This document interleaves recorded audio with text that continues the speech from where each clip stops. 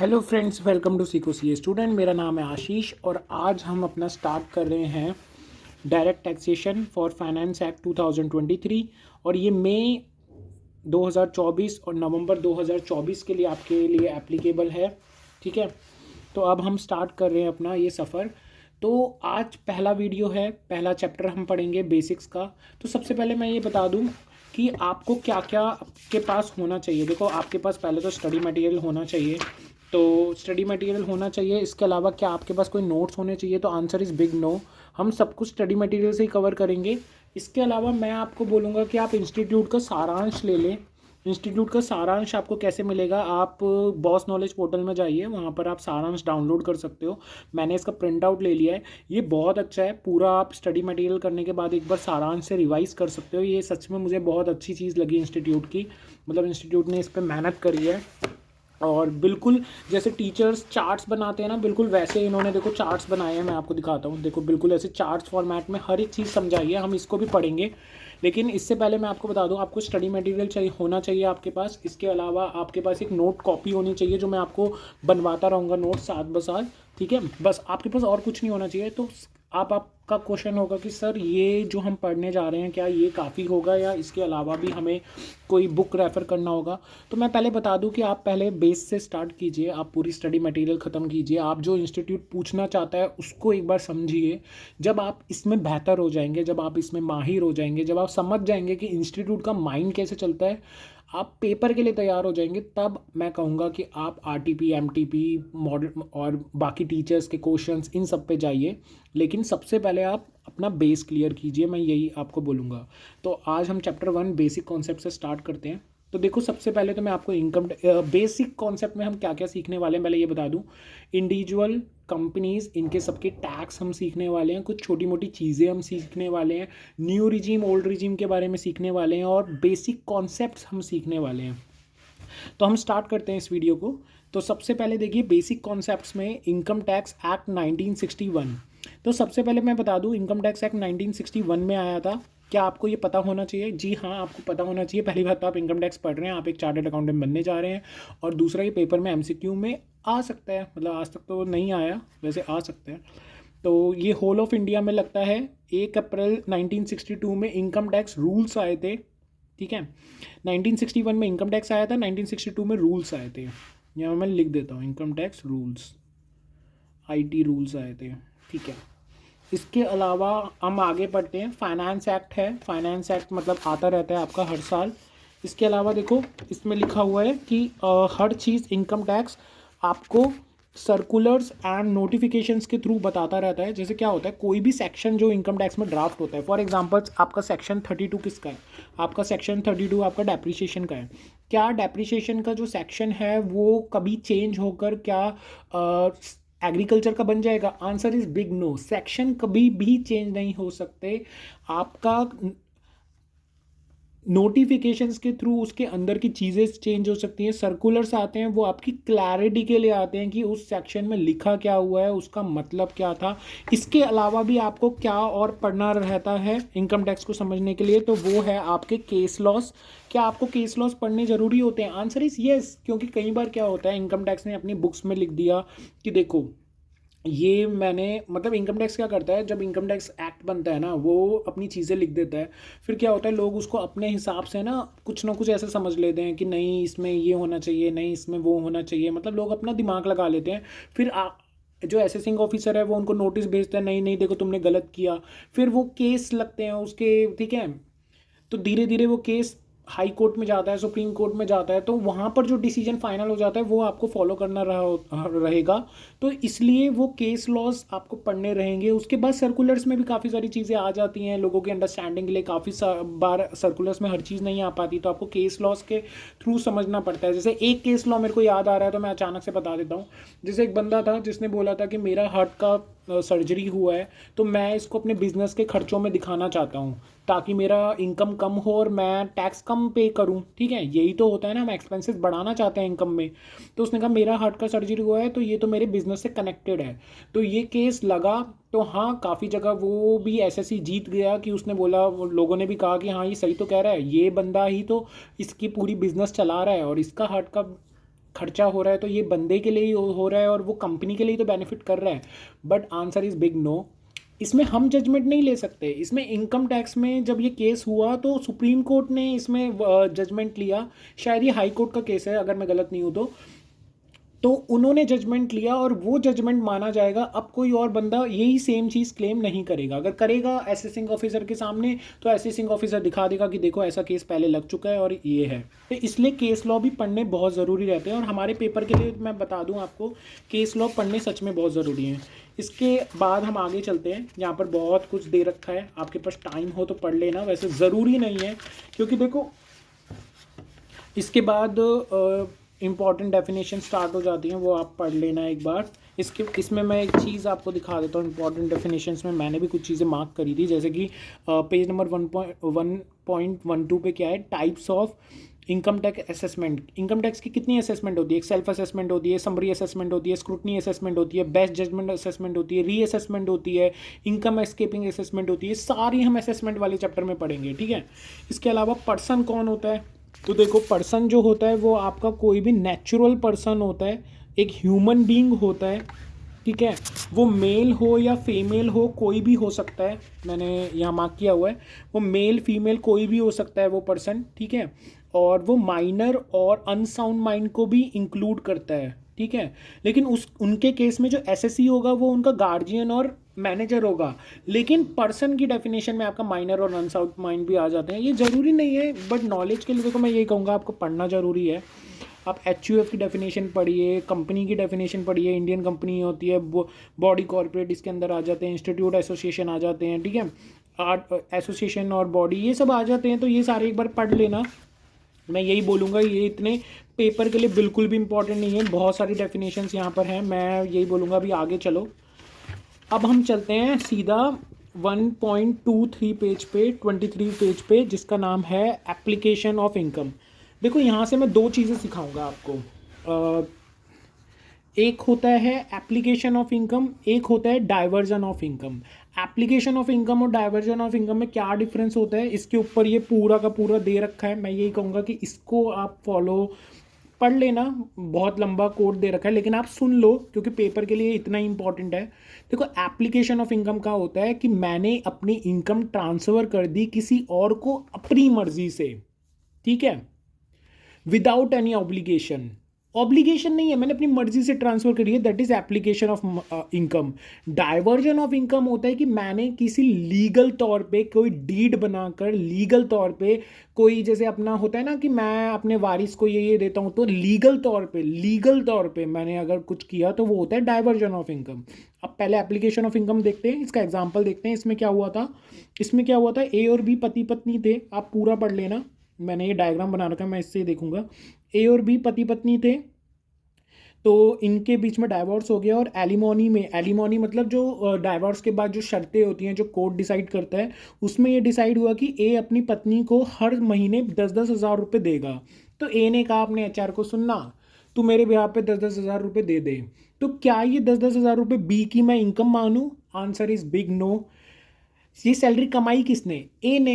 ये common sense की भी बात है, मतलब आपको बहुत इजीली समझ आ जाएगा कि ए ने वो सैलरी कमाई है, ठीक है। 10 हज़ार रुपये ए ने कमाया है, वो तो अपनी पत्नी को बस एक एक मतलब कोर्ट केस की वजह से, एलिमोनी की वजह से दे रहा है, लेकिन असलियत में वो सैलरी कमाई किसने है, उसके ऊपर मतलब हक किसका है? ए का।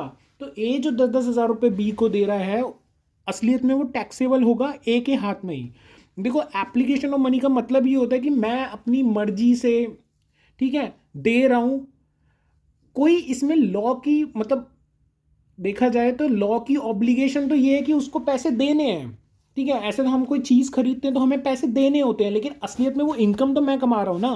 तो एप्लीकेशन मनी में यही होता है कि हम अपनी अपनी चॉइस के हिसाब से। इसका एक और एग्जांपल लेता हूँ कि ए और बी पति पत्नी है, लेकिन ए अपनी पत्नी को हर महीने 10-10 हज़ार रुपये एक्सपेंसेस के लिए दे रहा है, अपने बच्चों को 10-10 हज़ार रुपये एक्सपेंसेस के लिए दे रहा है, अपनी मर्जी से दे रहा है, ठीक है। असलियत में पैसे तो वो ए ही कमा रहा है ना। तो ये एप्लीकेशन ऑफ मनी है, और किसके हाथ में टैक्सेबल होगी? उसी बंदे के जिसने वो कमाई है, एसएससी के। तो ये ए ही इसमें एसएससी माना जाएगा और ए ही के हाथ में ही पूरी टैक्सेबिलिटी लगेगी, ठीक है। आगे चलते हैं डाइवर्जन ऑफ इनकम में। देखो डाइवर्जन ऑफ इनकम में क्या होता है, यहाँ देखो next page. Diversion of income में मैंने आपको बताया कि हमने किसी डीड के through income transferred by SSC under obligation created by deed और लॉ, मैंने कोई डीड या लॉ के थ्रू किसी और को इनकम ट्रांसफर कर दी तो वो डाइवर्जन ऑफ इनकम हो जाता है। यहाँ पर मेरे हाथ में अब वो टैक्सेबल नहीं होगी। जैसे क्या हुआ, एक केस है, यही केस का एक क्वेश्चन पीछे दे रखा है और उस क्वेश्चन में बेहतर समझा रखा है, लेकिन मैं आपको यहीं समझा देता हूँ। देखो ABC पार्टनरशिप फॉर्म है, अगर आपको ये समझना है ना एग्जाम्पल, तो इसका पीछे एक क्वेश्चन दे रखा है सेम टू सेम, यही वो समझ लेना, वो समझ आ जाएगा। मैं आपको वही हिंदी में समझा देता हूँ। ABC एक पार्टनरशिप फॉर्म है, उसमें A है और उसके दो बच्चे हैं B और C। A ने बोला, पार्टनरशिप डीड में बोला कि देखो अगर मैं मर गया ना तो मेरे मरने के बाद 20% प्रॉफिट हमेशा मेरी पत्नी को मिलेगा, डी को। ठीक है, ठीक है। तो अब इस केस में ये बोला है कि हुआ ये कि अब उसके मरने के बाद जो भी 20% उसकी वाइफ को मिलेगा ना, जो कि क्वेश्चन के हिसाब से 2 लाख रुपए है, तो 2 लाख रुपए जो उसको मिलेगा ना, वो अब ये फॉर्म की इनकम नहीं मानी जाएगी, वो तो डाइवर्स हो गई। तो अब ये फॉर्म के हाथ में टैक्सेबल नहीं होगी, जो पत्नी को मिल रहा है ना उसके हाथ में टैक्सेबल होगी। बस सिंपल है, डाइवर्जन ऑफ इनकम यही है।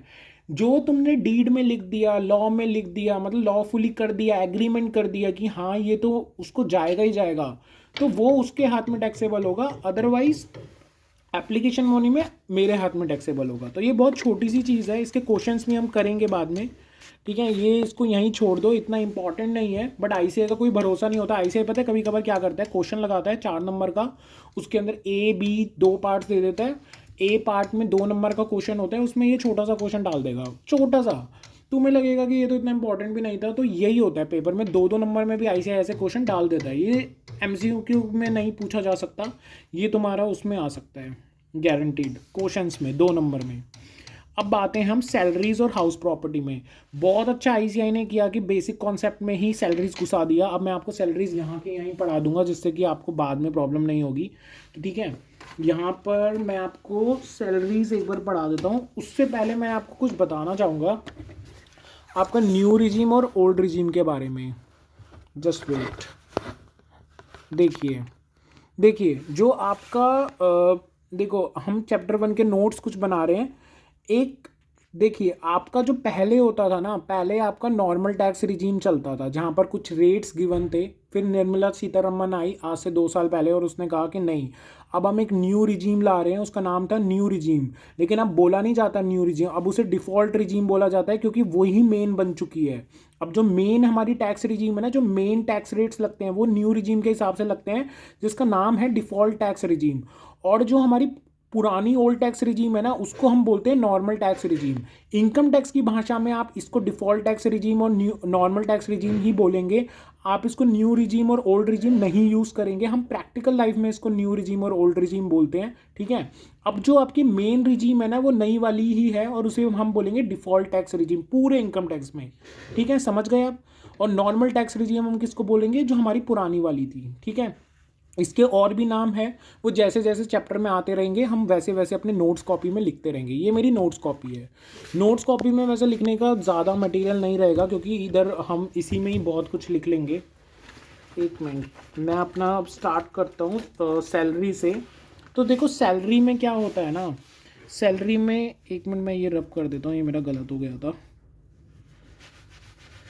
हाँ देखो, सैलरी में क्या होता है, सैलरी में आपका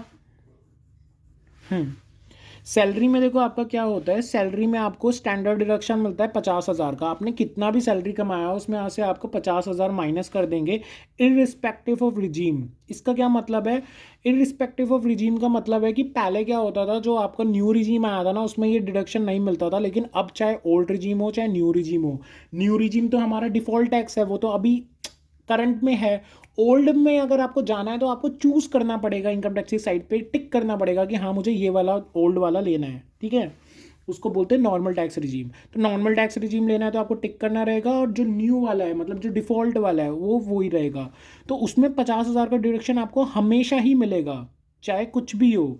ठीक है, चाहे आपको कुछ भी गिवन हो तो आपको 50,000 का डिडक्शन लेना ही लेना है, ओल्ड टैक्स रिजीम हो या न्यू टैक्स रिजीम हो। अच्छा, अब मैं आपको बता देता हूँ कब कब पेपर में की कुछ ट्रिक्स बता रहा हूँ, आप लिख लो इसको। देखो पेपर में या तो ग्रॉस सैलरी गिवन हो तो 50,000 माइनस कर देना, न्यू रिजीम हो ओल्ड रिजीम हो उससे कोई फर्क नहीं पड़ता, ग्रॉस सैलरी गिवन हो 50,000 माइनस कर देना, सैलरी गिवन हो 50,000 माइनस कर देना, बेसिक सैलरी गिवन हो 50,000 माइनस कर देना। लेकिन आपको 50,000 कब माइनस नहीं करना है, क्या लिखा होगा कि आपको माइनस नहीं करना है, तो मैं वो आपको लिखवा देता हूँ। देखो 50,000 माइनस नहीं करना है अगर आपका लिखा होगा कि income from salary, income from salary अगर गिवन है तो आपको 50,000 माइनस नहीं करना है। इसका मतलब है कि आपकी सैलरी में 50,000 पहले से ही माइनस हो रखा है। इसके अलावा आपका लिखा होगा इनकम फ्रॉम सैलरी, ऐसे मैं क्वेश्चन दिखा दूंगा आगे आपको, सैलरी कंप्यूटेड, ऐसे ब्रैकेट में या फिर ऐसे ही लिखा होगा कंप्यूटेड। कंप्यूटेड का मतलब है 50,000 माइनस हो चुके हैं, ठीक है। तो इनकम फ्रॉम सैलरी लिखा हो या इनकम फ्रॉम सैलरी कंप्यूटेड लिखा हो आईसीआई ने, तो आपको क्या करना है 50,000 माइनस नहीं करना है, ये समझना है कि आपका माइनस हो चुका है। अदरवाइज अगर ग्रॉस सैलरी लिखा हो, सैलरी लिखा हो, बेसिक सैलरी लिखा हो तो आपको 50,000 माइनस करना रहेगा, ठीक है। ये आप समझ गए, ठीक है। आगे चलते हैं। एंटरटेनमेंट अलाउंसेस दिया हो, ये बस गवर्नमेंट एम्प्लॉयज़ के लिए। अब आप कहेंगे कि गवर्नमेंट एम्प्लॉयज़, तो देखो ये याद रखना पॉइंट इसलिए भी ज़रूरी है कि पेपर में अगर गवर्नमेंट एम्प्लॉय आ गया तो आपको और एंटरटेनमेंट अलाउंस आ गया तो आपको ये याद रखना रह जाएगा। और रियल लाइफ में भी काफ़ी बार ऐसे केसेस आ जाते हैं कि गवर्नमेंट एम्प्लॉय आ जाता है और हम एंटरटेनमेंट अलाउंस का ये वाला नहीं ले पाते, माइनस नहीं कर पाते, तो ये डिडक्शन आपको मिल जाएगा। ये डिडक्शन कैसे मिलेगा, 5,000 रुपये या 1/5 ऑफ बेसिक सैलरी या फिर एक्चुअल एंटरटेनमेंट अलाउंस जो भी है, विच एवर इज़ लोअर, इन सब में से जो भी लोअर रहेगा वो आपका माइनस हो जाएगा एंटरटेनमेंट अलाउंस से। लेकिन आपका अगर 115 BAC, 115 BAC का मतलब है ये वाला डिफ़ॉल्ट टैक्स रिजीम, मैं इसके आगे ये भी लिख रहा हूँ, इसका नाम होता है 115 सेक्शन है ये, इसका सेक्शन 115 BAC। तो इसमें अगर आप आ गए, जो आपकी ये डिफ़ॉल्ट टैक्स रिजीम है, न्यू रिजीम है या 115 BAC है, मैं एक बार ये पूरा दिखा देता हूँ। तो ये वाला जो है हमारा, तो न्यू रिजीम वाले में आपका जो 115 BAC है उसमें आपको ये नहीं मिलता है, एंटरटेनमेंट अलाउंस नहीं मिलता है। मतलब ये जो पुरानी वाली जो नॉर्मल टैक्स रिजीम है बस उसमें ही मिलेगा, आपको 115 BAC में नहीं मिलेगा। आप यहाँ पर मार्क कर लीजिए इसको, ठीक है। बस इतना याद रखना है यहाँ पर कि स्टैंडर्ड डिडक्शन सब में मिलता है, ठीक है। और वर्डिंग्स चेक करनी है कि क्या लिखा था पेपर में, कैसे लिखा है, कैसे माइनस करना है, पीजीबीपी में आगे दिखाऊंगा। अभी बस बेसिक्स क्लियर कर रहे हैं, ठीक है। यहाँ पर ही मैं आपको पूरा सैलरी पढ़ा रहा हूँ ताकि आगे आपको दिक्कत ना आए।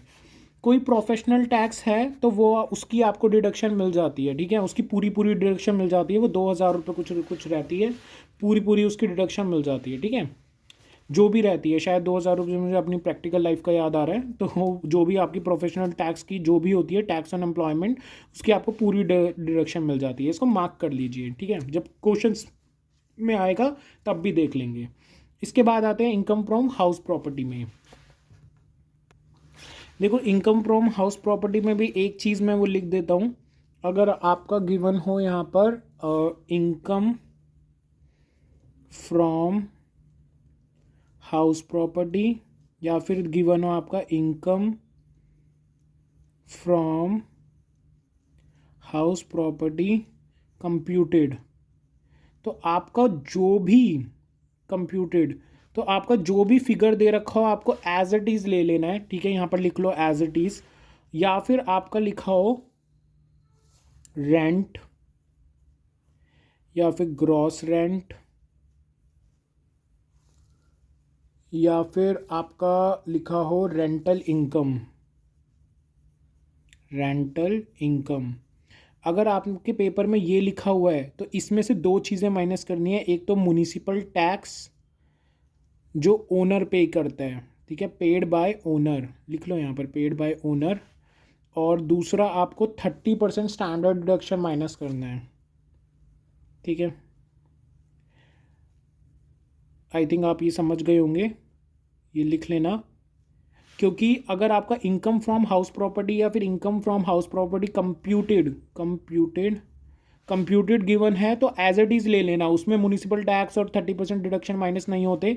Rent, gross rent, rental income, ये ज़्यादातर केसेस में तो यही लिखा होगा, तो उसमें म्यूनिसिपल टैक्स और 30% डिडक्शन माइनस करने पड़ते हैं। और म्यूनिसिपल टैक्स जो होता है वो आपका ओनर वाला होता है, ये तो आपने इंटर में पढ़ा ही होगा, और यहाँ पर रिवाइज कर लीजिए। मैं ये नहीं कह रहा कि आपने इंटर में पढ़ा होगा तो अभी भी आपको याद होगा, मैं बिल्कुल नहीं कह रहा हूँ। आगे चलते हैं कि जो ये रेंट होती है, जो आपकी जो रेंट होती है उसे बोलते हैं हम एनुअल वैल्यू। वो कैसे निकालते हैं? तो देखो, एनुअल वैल्यू निकालने का यहाँ पर फॉर्मूला दे रखा है, एक्सपेक्टेड रेंट और actual rent whichever is higher. जो भी आपका बड़ा होता है, एक्सपेक्टेड रेंट और actual rent whichever is higher, वो आपकी एनुअल वैल्यू रहती है।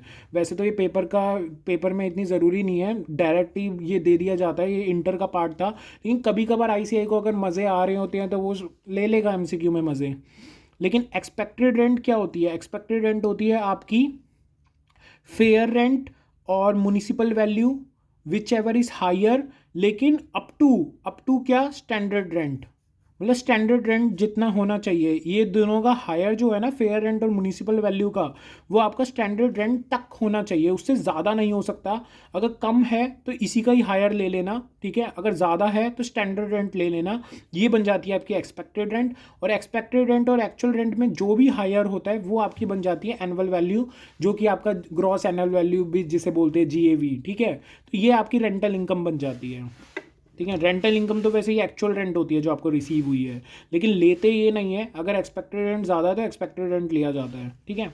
क्योंकि ऐसा भी तो हो सकता है, एक्सपेक्टेड रेंट जो मतलब आपकी फेयर रेंटल है म्यूनिसिपल वैल्यू का, और ये स्टैंडर्ड रेंट का निकाल के एक्सपेक्टेड रेंट आपका आ रहा है 1 लाख, लेकिन आपने तो अपने दामाद को चढ़ा रखा है 10,000 रुपये के किराए पे, तो हम 10,000 रुपये का किराया थोड़ी ना लेंगे, हम तो 1 लाख लेंगे ना। कॉमन सेंस की बात है। इसके बाद आगे चलते हैं। इसके बाद है annual value of self occupied property. 1 minute, यहाँ पर लाइटिंग का इशू आ रहा है, 1 मिनट।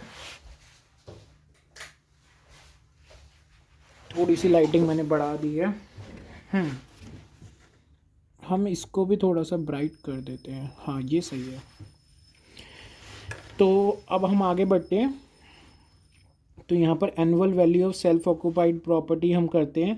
तो देखो यहाँ पर क्या होता है, जो भी आपकी सेल्फ ऑक्यूपाइड प्रॉपर्टी होती है ना, आप उसको नील ही लेते हो, ठीक है। उसकी एनुअल वैल्यू नील हो जाती है, क्योंकि हम खुद उसमें रह रहे हैं तो हम उसका रेंटल कैसे दिखा सकते हैं, तो वो नील हो जाती है। लेकिन आप कितने घरों की नील ले सकते हो? बस 2 सेल्फ ऑक्यूपाइड घर की नील ले सकते हो, ठीक है। ये याद रखना। इंडिविजुअल और एचयूएफ को ये डिडक्शन मिलती है, डिडक्शन कह रहा हूँ सॉरी, एनुअल वैल्यू वो लोग नील ले सकते हैं। इसके अलावा ये जो आपका जो जैसे सेल्फ ऑक्यूपाइड प्रॉपर्टी में आपका एनुअल वैल्यू 0 हो गया, तो उसमें आप म्युनिसिपल टैक्स नहीं ले सकते। आप इसमें से म्युनिसिपल टैक्स माइनस नहीं करेंगे। आप ऐसा नहीं करेंगे कि हम तो घर पे रह रहे थे, हम जो टैक्स भर रहे हैं वो भी तो माइनस होगा, तो नहीं होगा। ये चीज़ बहुत छोटी छोटी चीज़ें मैं आपको बता रहा हूँ, लिख लो अपने पेंसिल से स्टडी मटेरियल पे, क्योंकि ये जो छोटी छोटी चीज़ें होती है ना, जब हम प्रैक्टिकल लाइफ में कर रहे होते हैं ना, हम गलती से माइनस कर दें, ठीक है। वैसे तो आजकल सॉफ्टवेयर से हो रहा है, मैं सॉफ्टवेयर से रिटर्न नहीं बनाता, मैं एक्सेल शीट पे बनाता हूँ अपनी, तो मैं अच्छे से कंप्यूटेशन देता हूँ अपने क्लाइंट को। तो भैया मैं म्युनिसिपल टैक्स अगर गलती से मेरे से माइनस हो गया तो सेल्फ ऑक्यूपाइड प्रॉपर्टी में 0 अमाउंट आता है, नील आता है, बट म्युनिसिपल टैक्स माइनस नहीं होता है। क्या उसमें से डेप वो माइनस हो जाता है, इंटरेस्ट ऑन लोन, तो हाँ वो माइनस हो जाता है, ठीक है। तो वो नेगेटिव फिगर आ जाती है, तो हाउस प्रॉपर्टी में फिर लॉस दिखाया जाता है, ठीक है। वो किस किस से सेट ऑफ होता है, क्या होता है, वो आगे पढ़ेंगे, लेकिन वो फिर माइनस में आ जाता है। इसके अलावा हम आगे बढ़ते हैं। Annual value of property held in stock. अगर आपने स्टॉक में हेल्ड कर रखी है, जैसे कि आपने कुछ घर खरीद रखा है बस इन्वेस्टमेंट पर्पस के लिए, तो आप उसको भी नील दिखा सकते हो। उसकी भी आपने ऑब्वियसली देखो, आपने मान लो घर ले रखे हैं, अब आपने घर ले रखे हैं, आपने उसको रेंट पे तो चढ़ाया नहीं होगा, आपने कहा होगा अभी ये बन रहा है, अभी तो चलो बन भी चुका है, मैंने रेंट पे नहीं चढ़ा रहा, मैं इसको बाद में है ना बेच दूंगा इसकी वैल्यू बढ़ने पर। अब रेंट पे चढ़ाएंगे तो प्रॉब्लम हो जाएगी, बीच में खाली करवाओ, इतना झंझट होता है। हमने कहा रेंट पे नहीं चढ़ा रहे, वैल्यू बढ़ते ही बेच देंगे, 15-20 लाख का प्रॉफिट होगा या जो भी प्रॉफिट होगा, मज़े से खाएंगे उसको। तो अपने स्टॉक इन ट्रेड मतलब अपने बिजनेस में उसको खरीद रखा है, तो आप उसको उसकी वैल्यू नील लोगे, लेकिन ये बेनिफिट है ना, आप बस 2 साल तक ही ले सकते हो, ठीक है। ये याद रखना, उसकी वैल्यू आप नील ले सकते हो, एनुअल वैल्यू उसकी नील ले सकते हो, ठीक है। आपको ज़रूरी नहीं है आपको रेंटल वैल्यू उसको दिखानी पड़ेगी, ज़ीरो आएगी वो।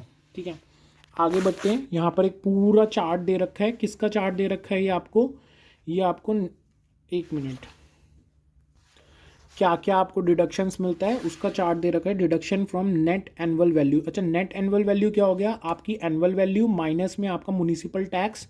ठीक है, और ये क्या है? अंडर ऑप्शनल टैक्स रिजीम या नॉर्मल प्रोविजंस ऑफ। अच्छा, एक और नाम मिल गया, देखो यहाँ पर लिख लेते हैं।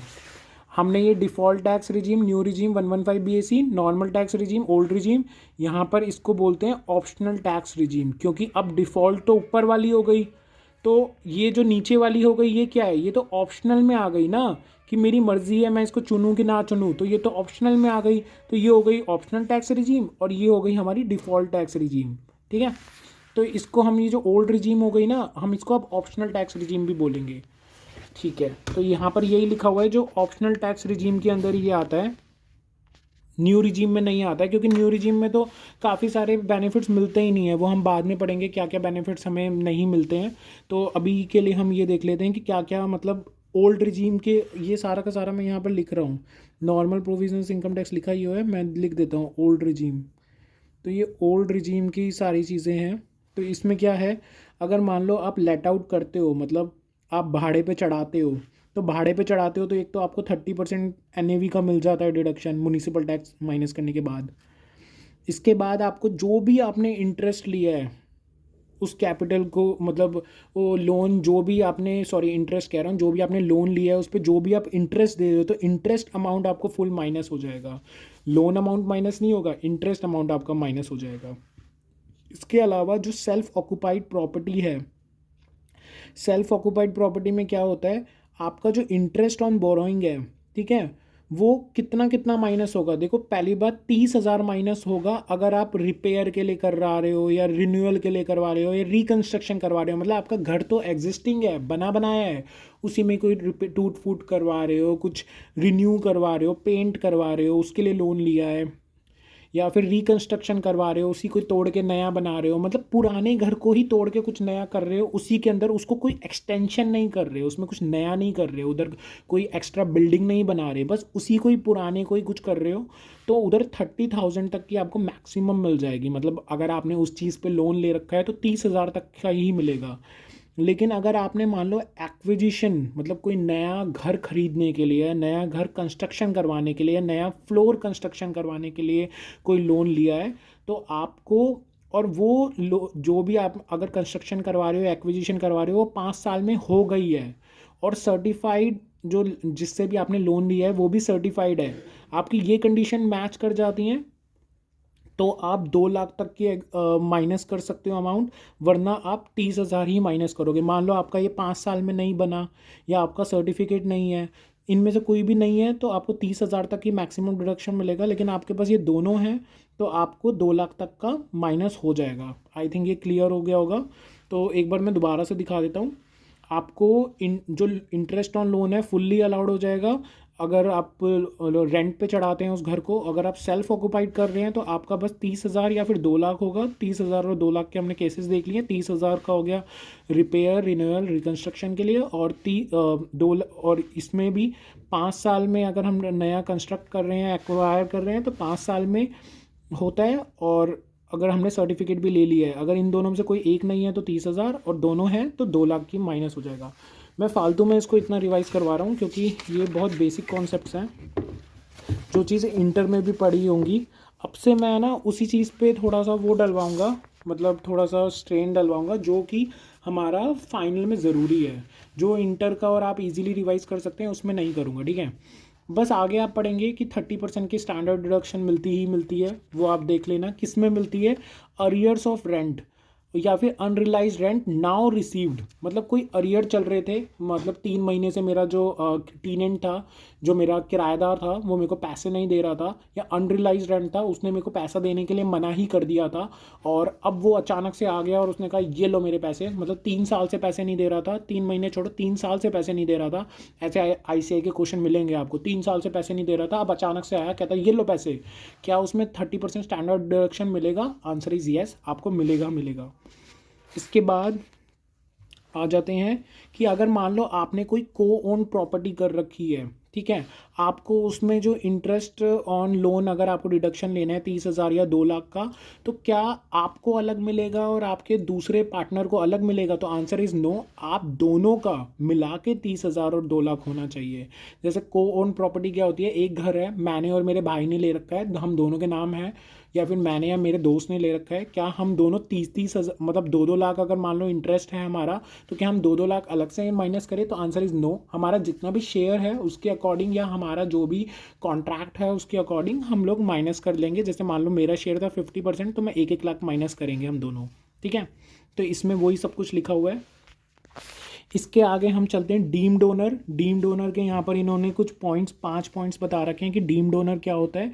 डीम्ड ओनर का मतलब है आपको दिख रहा है कि वो ओनर है, असलियत में ओनर कोई और होता है। जैसे मान लो हस्बैंड है, हस्बैंड ने क्या किया यहाँ पर, फ्री में या फिर लो कंसिडरेशन में, ठीक है, यहाँ सब कुछ लिखा हुआ है, मैं बस उसी को ही एक बार बता रहा हूँ। हस्बैंड ने क्या किया, ये पहले इन 3 लाइन्स में लिखा हुआ है।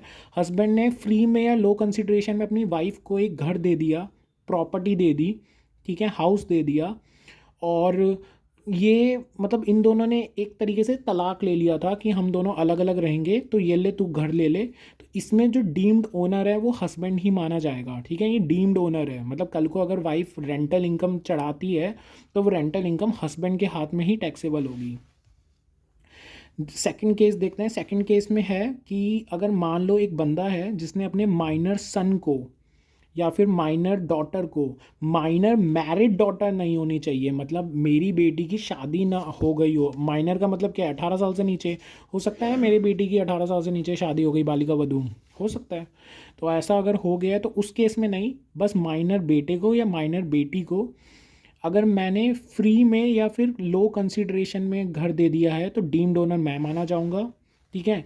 या अगर मैंने कैश दिया है, इधर एक नोट है उसमें लिखा हुआ है कि अगर मैंने उनको मान लो कैश दिया हुआ है तो यहाँ मैं डीम्ड ओनर नहीं माना जाऊंगा, ठीक है। बस इतनी छोटी सी बात लिखी हुई है, एक बार पढ़ लेना। मैं आपको पढ़ा रहा हूँ क्योंकि पढ़ाना बहुत ज़रूरी है। ये सारी चीज़ें कहाँ पर किस में क्वेश्चन आ जाए पता नहीं चलेगा। अगर मान लो आप किसी कोऑपरेटिव सोसाइटी में रहते हो और वहाँ पर कोई कंपनी है या कोऑपरेटिव सोसाइटी खुद है या कोई एसोसिएशन है जो वहाँ की मालिक है, जैसे मैं बीबीटीपी में रहता हूँ तो यहाँ पर जो बीबीटीपी इस पूरी जगह का मालिक है, लेकिन असली जो इस फ्लैट के ओनर है वो मेरे डैडी हैं, मेरे पापा हैं। तो मेरे जो पापा हैं ना, ये उनका घर है तो वो ओनर माने जाएंगे इस घर के। इस घर का वो जो बीपीटीपी है वो ओनर नहीं होगा, वो बीपीटीपी ओनर है पूरी सोसाइटी का, उसने सोसाइटी बनाई है, लेकिन जिस पर्सन को अलॉटमेंट मिलती है वही ओनर होता है, वो यहाँ पर लिखा हुआ है। इसके अलावा यहाँ पर है, अगर मान लो किसी पर्सन ने प्रॉपर्टी ट्रांसफ़र कर दी दूसरे पर्सन को, जैसे ए ने बी को ट्रांसफ़र कर दी, तो जो प्रॉपर्टी ट्रांसफ़र हो गई तो अब बी उसका डीम्ड ओनर माना जाएगा, ठीक है। तो नॉर्मल सी बात थी। अगर मान लो ए ने बी को प्रॉपर्टी दी और वो 12 साल की लीज पे दी है, 12 साल से ज़्यादा की लीज पे दी है, यहाँ पर लिखा हुआ है 12 साल या 12 साल से ज़्यादा, नॉट लेस देन 12 ईयर्स का मतलब है 12 साल या 12 साल से ज़्यादा के लिए दी है, तो बी ही डीम्ड ओनर माना जाएगा, ठीक है। ये कुछ केसेस थे हमने पढ़ लिए। इसके बाद में इनकम टैक्स बता रहा है कि एवरेज टैक्स रेट क्या होता है और मार्जिनल टैक्स रेट क्या होता है। तो देखो हम पढ़ लेते हैं। तो देखो एवरेज टैक्स रेट क्या होता है, पहले मैं एवरेज टैक्स रेट बता देता हूँ। अगर मान लो 6 लाख की मेरी इनकम है, उस पर टैक्स है 33,800, तो उसको अगर मैं डिवाइड कर दूंगा, जैसे 33,800 को मैं डिवाइड करूंगा 6 लाख से, तो मेरा एवरेज टैक्स रेट आएगी 5.63%। इसको सीख लो, ये रिबेट वाले चैप्टर में यूज़ आएगी, अभी नहीं यूज़ आएगी, मतलब बात के टॉपिक्स हैं। इसके अलावा मैक्सिमम मार्जिनल रेट क्या होती है, ये हाईएस्ट स्लैब रेट होती है। काफ़ी बार क्या होता है इनकम टैक्स में, काफ़ी जगह पर आपको ऐसा मिलेगा कि अगर ये फॉलो करोगे तो ये टैक्स रेट मिलेगा, लेकिन अगर ये फॉलो नहीं करोगे तो आपका एमएमआर लग जाएगा, मैक्सिमम मार्जिनल रेट लिखी होगी। और वहाँ और पूरे इनकम टैक्स में आई थिंक 4 या 5 एमएमआर है, और हम इसको नोट्स में लिखते रहेंगे जब भी हमारा आता रहेगा, ठीक है। इससे ये हो जाएगा। मैं अगर वैसे भी मेरे नोट्स पुराने नोट्स में तो लिखा होगा सारा का सारा, मैं आपको लिखवाता रहूँगा। इस बार हम नए नोट्स बनाएंगे और अच्छे से लिखेंगे, ठीक है। तो हाईएस्ट स्लैब रेट की टैक्स होता है। इसके बाद आगे बढ़ते हैं, प्रीवियस ईयर और असेसमेंट ईयर। देखो प्रीवियस ईयर और असेसमेंट ईयर क्या होता है। देखो सबसे पहले मैं आपको बता दूं, जो प्रीवियस ईयर और असेसमेंट ईयर, ठीक है, किसी को भी आपको समझाना हो, क्योंकि कई बार क्या होता है ना, हमारे क्लाइंट्स भी पूछ लेते हैं, हम कंफ्यूज हो जाते हैं प्रीवियस ईयर क्या होता है, असेसमेंट ईयर क्या होता है। देखो, उनको एक छोटी सी बात बताना, वो समझ जाएंगे हमेशा के लिए। पहली बात, प्रीवियस ईयर भी 12 महीने का होता है, असेसमेंट ईयर भी 12 महीने का होता है, ये याद रखो, ठीक है। प्रीवियस ईयर पहले आता है, असेसमेंट ईयर बाद में आता है। लेकिन ये क्या होता है, देखो मैं आपको बता देता हूँ। जो प्रीवियस ईयर होता है ना, उसका मतलब होता है, यहाँ लिख लो, इनकम अर्निंग ईयर। मतलब इस साल आपने अपनी इनकम करवाई, तो अभी हमारा प्रीवियस ईयर क्या है, 23-24। 23-24 में हमने अपनी इनकम को अर्न किया, ये है इनकम अर्निंग ईयर। और असेसमेंट ईयर क्या होता है, टैक्स पेमेंट ईयर। अभी जो हमारी रिटर्न जाएगी, कब जाएगी, 31 जुलाई को। तो 31 जुलाई से पहले पहले जो आपको ये भरना पड़ेगा, टैक्स भरना पड़ेगा, तो वो होता है टैक्स पेमेंट ईयर, जो कि है 24-25। क्योंकि अब तो जो साल शुरू हो जाएगा मार्च के बाद, वो तो 24-25 है, उसमें आपको टैक्स पे करना रहेगा। किसका टैक्स पे करना रहेगा, जो इनकम आपने प्रीवियस ईयर 23-24 में कमाई है। तो ये होता है इनकम अर्निंग ईयर, ये होता है टैक्स पेमेंट ईयर। बस इतनी छोटी सी चीज़ है, आपको ये समझ आ जाएगा। और ये बहुत छोटी सी चीज़ थी, ये कोई पढ़ाने का यहाँ सेंस नहीं था, बट मैं नॉलेज के लिए बता रहा था बस, ठीक है। यहाँ पर कुछ एग्जांपल्स हैं, जो ये आप ही कर लो तो ज़्यादा बेटर है, ठीक है। यहाँ पर एक एग्जांपल मैं करवा देता हूँ। जैसे मान लो किसी का बिजनेस ही स्टार्ट हुआ है अभी 1 जुलाई 2023 से, तो उसका प्रीवियस ईयर क्या होगा, तो 1 जुलाई 2023 से लेकर 31/3/2024 तक का उसका प्रीवियस ईयर होगा, ठीक है। अगर बिजनेस ही तुम्हारा जिस डेट से स्टार्ट हुआ है वो साल के किसी बीच में कहीं स्टार्ट हुआ है, तो उस डेट से साल की एंडिंग तक आपका प्रीवियस ईयर होगा, दैट्स इट, ठीक है। अब यहाँ पर कुछ केसेस हैं, मैं आपको बता देता हूँ, ये भी पढ़ना ज़रूरी है। देखो क्या होता है, जनरल रूल यही बोलता है कि आप प्रीवियस ईयर में, मैंने अभी पढ़ाया था, इनकम को अर्न करते हो, और असेसमेंट ईयर में आप उसकी पेमेंट करते हो। मैंने यही पढ़ाया था, यस मैंने यही पढ़ाया था। लेकिन इसकी कुछ एक्सेप्शंस हैं। एक्सेप्शंस मतलब आप जिस ईयर में, जिस प्रीवियस ईयर में इनकम को अर्न कर रहे हो, उसी साल में आप टैक्स पे भी करोगे। तो उसके कुछ केसेस हैं। पहला है शिपिंग बिजनेस, नॉन रेसिडेंट का। जो भी नॉन रेसिडेंट होते हैं, मतलब बाहर के लोग होते हैं, वो जो भी शिपिंग बिजनेस करते हैं और उनका इंडिया में जो भी इनकम होता है, वो इसी साल टैक्स पे करते हैं, वो अगले साल नहीं करते हैं। जैसे अभी उन्होंने बिजनेस किया, अभी इनकम कमाई, अभी टैक्स देंगे, ठीक है। बस इतना याद रखो। पर्सन लिविंग इंडिया, इंडिया से कोई बाहर जा रहा है, इसको ध्यान से सुनना, मैं पहले ही बता रहा हूँ, ये सब कुछ नीचे लिखा हुआ है, 2-3 पेज में यही लिखा हुआ है, बट मैं अभी बता रहा हूँ। कोई पर्सन है, इंडिया छोड़ के जा रहा है, ठीक है। तो जो असेसिंग ऑफिसर है, ध्यान से सुनना, जो पर्सन यहाँ से जा रहा है ना, वो खुद से नहीं बोलेगा पर्सन लिविंग इंडिया, और इसके आगे लिखा हुआ था पर्सन लिविंग इंडिया, और उसको दोबारा आने का उसको कोई चांस नहीं है, वो हमेशा इंडिया छोड़ के जा रहा है, और हालात ऐसी लग रही है कि वो वापस नहीं आएगा। जैसे विजय माल्या, ठीक है, वो जा रहा है और लग नहीं रहा कि वापस आएगा, तो एओ कर सकता है ये चीज़ कि उसको बोलेगा तू अभी टैक्स पे कर दे जिस साल में तू जा रहा है। सिंपल सी बात है, तेरा यही प्रीवियस ईयर है, यही तेरा असेसमेंट ईयर है, इसी में तू एसेस कर दे अपनी इनकम। असेसमेंट ईयर मतलब एसेस करना इनकम को, तू अभी एसेस कर इनकम और अभी दे के जा पैसे, ठीक है। तो एओ बोल सकता है, पर्सन खुद से नहीं जाएगा। जो भी पर्सन लीव कर रहा है इंडिया को हमेशा के लिए, वो नहीं करेगा कि भाई मेरे प्रीवियस ईयर की इनकम, मतलब जो अभी मैंने कमाया उसका अभी टैक्स दूंगा। एओ कह सकता है, मैंने इसलिए एओ वाला पॉइंट यहाँ लिखा है छोटा सा, ठीक है। AOP BOI artificial judicial person form for particular event और पर्पस। इसमें क्या लिखा हुआ है, मान लो मैंने कोई एओपी बनाई, बीओआई बनाई, आर्टिफिशियल जुडिशियल पर्सन बनाया, ठीक है, कुछ भी बनाया मैंने, और मैंने बोला कि कोई इवेंट के लिए मैं कर रहा हूँ। जैसे वो इवेंट 2023 में स्टार्ट होगा लेकिन 2024 में ख़त्म होगा, और ख़त्म होने के बाद वो एओपी बीओआई भी डिज़ोल्व हो जाएगा, ठीक है। मैंने बोल दिया डिज़ोल्व हो जाएगा, तो डिज़ोल्व हो जाएगा ना, तो 2023 मेरा प्रीवियस ईयर है, और 2024 में भी जो भी मैंने इनकम कमाई है ना, वो भी इसी साल में पे करूँगा। मतलब इस साल मैं 2023 की इनकम तो टैक्स पे कर ही रहा हूँ, 2024 का भी कर दूंगा, क्योंकि वो अब ख़त्म होने वाला है। तो यहाँ पर एओ नहीं, मेरे को खुद से ही टैक्स देना पड़ेगा। इसके अलावा यहाँ पर क्या है, क्योंकि मैं तो डिसॉल्व हो गया। इसके बाद क्या है, person likely to transfer property to avoid tax. क्या पता कोई ऐसा केस हो जाए कि मतलब मैं अपनी प्रॉपर्टी ट्रांसफ़र कर रहा हूँ टू अवॉइड टैक्स, टैक्स बचाने के लिए मैं अपनी पूरी की पूरी प्रॉपर्टी को ही ट्रांसफ़र कर रहा हूँ। तो ऐसे केस में एओ चाहकर मेरे को बोलेगा कि भैया तू अभी प्रॉपर्टी ट्रांसफ़र कर रहा है, अभी टैक्स दे, अगले साल का मैं वेट नहीं करने वाला। क्यों? क्योंकि तू अभी जो प्रॉपर्टी ट्रांसफ़र कर रहा है ना, तू टैक्स बचाने के लिए कुछ ना कुछ कर देगा, उसको घपला लग रहा है, ठीक है। तो वो एओ चाहकर करवा सकता है। डिसकंटिन्यूड बिजनेस मतलब मैं अपना बिजनेस ही क्लोज डाउन कर रहा हूँ, तो एओ डिस्क्रिशन, एओ की डिस्क्रिशन, एओ की मर्जी है, एओ की मर्जी है, अगर वो चाहे तो इसी साल बोल सकता है कि अपना आपका बिजनेस इसी साल बंद हो रहा है, इसी साल टैक्स पे करो और दफा हो। समझ रहे हो? तो यहाँ इन केसेस में ना, इसमें इसमें और इसमें एओ चाहेगा तब होगा, इसमें और इसमें आपको करना पड़ेगा। तो यही सब कुछ यहाँ पर पूरा लिखा हुआ है, अगर आप पढ़ेंगे तो मैं आपको दिखा भी देता हूँ। नेक्स्ट पेज में आ जाते हैं, एक मिनट फ़ोन गिर गया। तो नेक्स्ट पेज पे आ जाते हैं। नेक्स्ट पेज पे यही लिखा हुआ है, जो पर्सन है, पर्सन लिविंग इंडिया का एग्जाम्पल, इसका एओपी बीओपी सबका एग्जाम्पल लिखा हुआ है। ये एग्जाम्पल पढ़ लेना, आपको समझ आ जाएगा, ठीक है। जो भी मैंने बोला वो सारे एग्जाम्पल्स ही पढ़े थे अभी मैंने, मेरे को याद थे इसलिए मैंने पढ़ दिए। इसके बाद यहाँ पर लिखा हुआ है अनडिस्क्लोज सोर्स ऑफ इनकम। तो अनडिस्क्लोज सोर्स ऑफ इनकम क्या होते हैं? जो कि हमने डिस्क्लोज नहीं किए इनकम टैक्स को, कौन कौन से होते हैं? तो कैश क्रेडिट होता है, अमाउंट बोरोड और रीपेड ऑन हुंडी होता है। इसके अलावा अनएक्सप्लेन एक्सपेंडिचर होता है, कोई एक्सपेंडिचर हमने कर दिया लेकिन हमने एक्सप्लेन ही नहीं किया इनकम टैक्स को कि वो है किस चीज़ का, ऐसा होता है। जैसे एक एग्जांपल दूं, मैंने एक कंपनी में काम किया था, वहाँ पर क्या हुआ था, जो ये ट्रांसजेंडर्स आते हैं ना, इन्होंने जैसे दिवाली से एक महीने पहले कलेक्शन के लिए आ गए, इन्होंने बोला पैसे दो, पैसे दे दिए। अब समझ नहीं आ रहा क्या करें, तो दिवाली एक्सपेंसेस में डाल दिया एक महीने पहले। है तो अनएक्सप्लेन ना, कि ये माना जाएगा कि नहीं माना जाएगा दिवाली का, ये भी तो नहीं पता, एक तरीके से दान ही तो दिया है।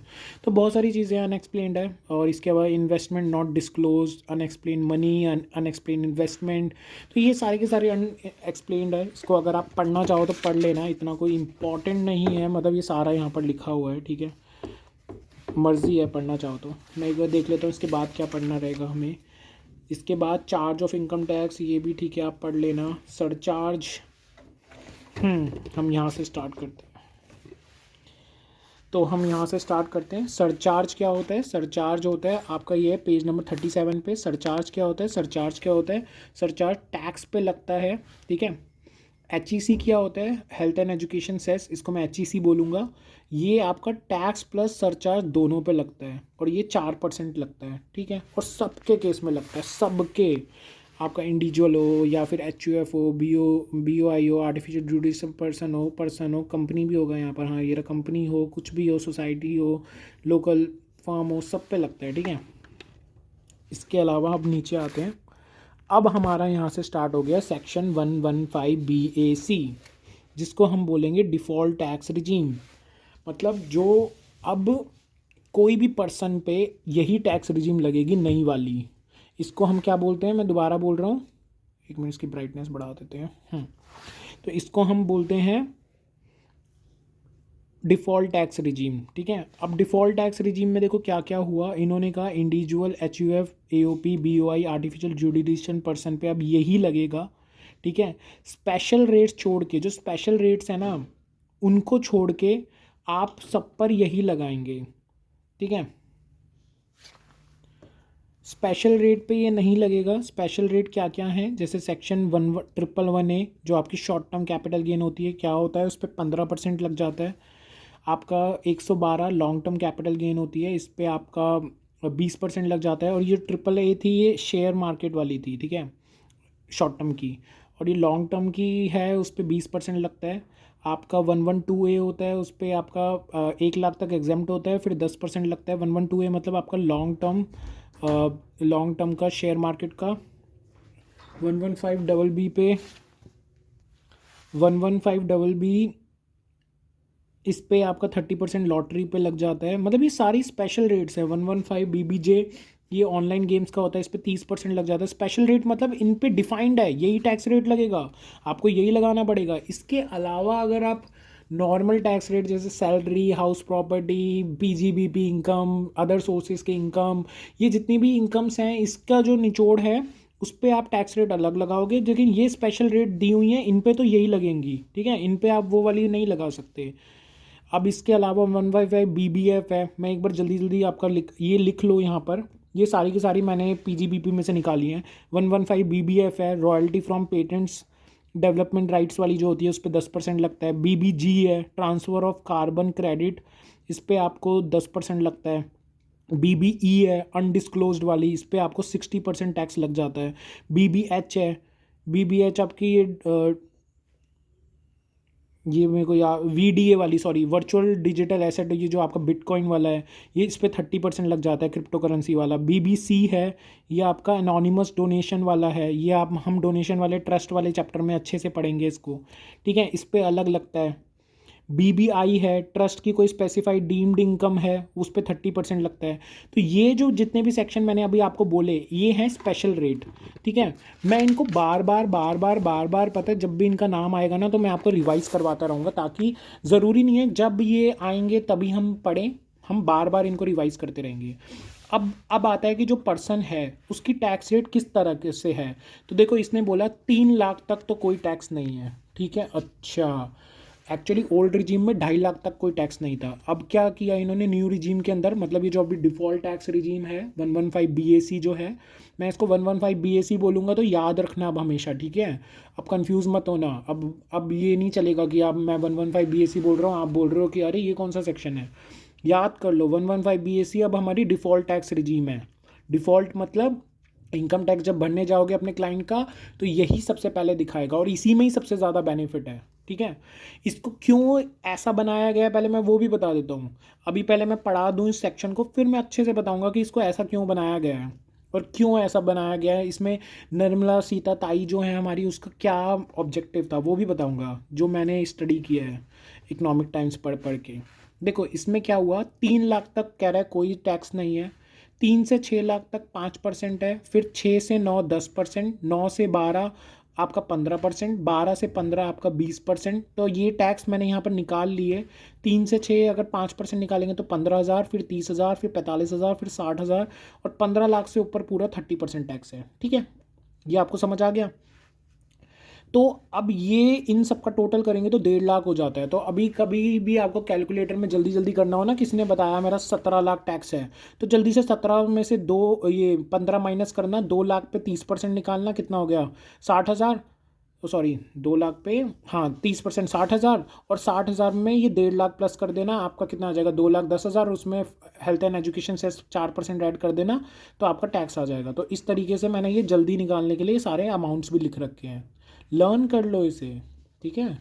ये देखो ये लर्न करना तो बहुत आसान है, ये 3-3 लाख के गैप में है, ये 5-5% के गैप में है।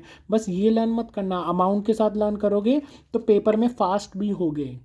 और जितने भी क्वेश्चन ये आएंगे ना, अभी लिख लिख के प्रैक्टिस करना, जितना लिख लिख के प्रैक्टिस करोगे उतना मैं बता रहा हूँ पेपर में बहुत अच्छे से कर पाओगे।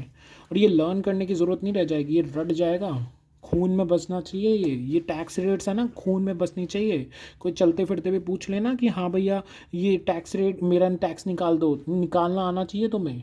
ये नहीं होना चाहिए कि अरे नहीं मेरे को वो रेट्स क्या थी, गूगल पे सर्च कर रहे हैं कि ये डिफ़ॉल्ट टैक्स रिजीम की रेट्स क्या है, 115 BAC की रेट्स क्या है, नहीं, खून में होनी चाहिए। एक बार हमारे MCS के बैच में एक टीचर ने पूछ लिया टैक्स रेट बता दो, ये वाली पूछी थी optional tax regime, new regime तब आई नहीं थी। उन्होंने पूछा ऑप्शनल टैक्स रिजीम बताओ, जो ओल्ड टैक्स रिजीम जो होती है वो उस टाइम पर टैक्स रिजीम ही वही थी। उन्होंने बोला जो अभी लेटेस्ट आई है वो बताओ। लेटेस्ट कुछ चेंज हुआ ही नहीं था, पहले यही रहता था ज़्यादातर, कुछ थोड़े छोटे मोटे इसमें चेंजेस हुए हैं हमेशा। तो भाई साहब बच्चे बता ही नहीं पाए, मैंने बता दिया। तो बात ये नहीं होती कि तुम्हें आता नहीं है, आता सबको है, ये सारी टैक्स रिजीम आती हैं, CA बन जाओगे सब कुछ आता होगा। Confidence, and confidence will come when you right it down. पढ़कर कॉन्फिडेंस नहीं आता, लिखने से कॉन्फिडेंस आता है, प्रैक्टिस करने से कॉन्फिडेंस आता है। प्रैक्टिस चाहे रिटर्न हो चाहे क्लाइंट्स का काम करके हो। अभी आप क्लाइंट्स का काम नहीं कर रहे हो, आप पेपर के लिए पढ़ रहे हो, राइट करो, जितना लिखोगे उतना प्रैक्टिस होगा। आगे बढ़ते हैं। ऑप्शनल टैक्स रिजीम में क्या हुआ है, इसको पहले ओल्ड टैक्स रिजीम बोलते थे, तो ये ओल्ड टैक्स रिजीम ही है प्रैक्टिकल लाइफ में। 2.5 लाख तक आपको कोई टैक्स नहीं देना, 2.5 लाख से 5 लाख तक आपको 5% टैक्स देना है, जो कि होता है 12,500, ठीक है। 5 लाख से 10 लाख आपको 20% टैक्स देना है, 12,500 प्लस 20% आपका आ जाएगा 1,00,000 रुपये। और 10 लाख से ऊपर आपको 30% टैक्स देना है। या ये 1,00,000 12,500 कैसे याद है मुझे? प्रैक्टिस करके, क्लाइंट्स का काम करके, ठीक है। अब इसी में अब देखो, एक चीज़ मैं आपको दोबारा से बता दूं, यहाँ पर आपने ये डिफ़ॉल्ट टैक्स रिजीम पढ़ा, ऑप्शनल टैक्स रिजीम मुझसे पढ़ा। अब मैं आपको इसमें एक चीज़ बता दूं, ये जो हमने दोनों चीज़ें पढ़ी ना, ये आपका रेसिडेंट हो चाहे नॉन रेसिडेंट हो, ये सेम रहने वाला है। लेकिन अब जो मैं पढ़ा रहा हूँ ना, वो मैं आपको ऑप्शनल टैक्स रिजीम का बता रहा हूँ। 2.5 लाख तक नील था, ठीक है। अगर आपकी एज 60 है तो आप 2.5 ना लेकर अब 3 लाख लोगे, आप 3 लाख तक आपका नील हो जाएगा, ठीक है। आगे बढ़ते हैं। और अगर आपकी एज 80 ईयर्स है, 80 ईयर्स या ज़्यादा है, 80 ईयर्स के इक्वल है तो भी, या 80 ईयर्स से ज़्यादा है तो भी, तो आपकी 5 लाख तक की इनकम नील हो जाएगी। ये याद रखना। इसमें और डिटेल में क्वेश्चन नहीं बनेगा, बहुत मुश्किल क्वेश्चन नहीं बनेगा। बस इतना याद रखना, 80 साल के हो चुके हो या उससे ज़्यादा, 60 साल के हो चुके हैं उससे ज़्यादा, तो आपका जो पहला वाला स्लैब था ना, 5 लाख तक का नील हो जाएगा। 5 लाख से 10 लाख वही 20%, और 10 लाख से ऊपर 30%, ठीक है। ये बहुत ईजी है, आई होप। और यहाँ पर एक ये बर्थडे वाला दे रखा है, ये वाला पढ़ लेना, मैं बता देता हूँ वैसे आपको। अगर आपकी 60 साल की उम्र और 80 साल की उम्र है तो वही 3 लाख और 5 लाख आपका ओल्ड टैक्स रिजीम में होगा। तो वो जो डेट होगी ना, आपको अपने बर्थडे की कब की देखनी है।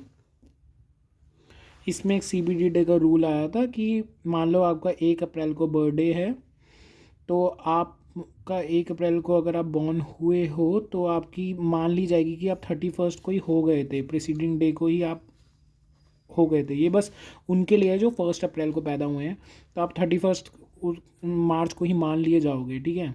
वैसे तो 12 बजे स्टार्ट होता है बर्थडे, ऐसा भी इन्होंने लिख रखा है पूरा।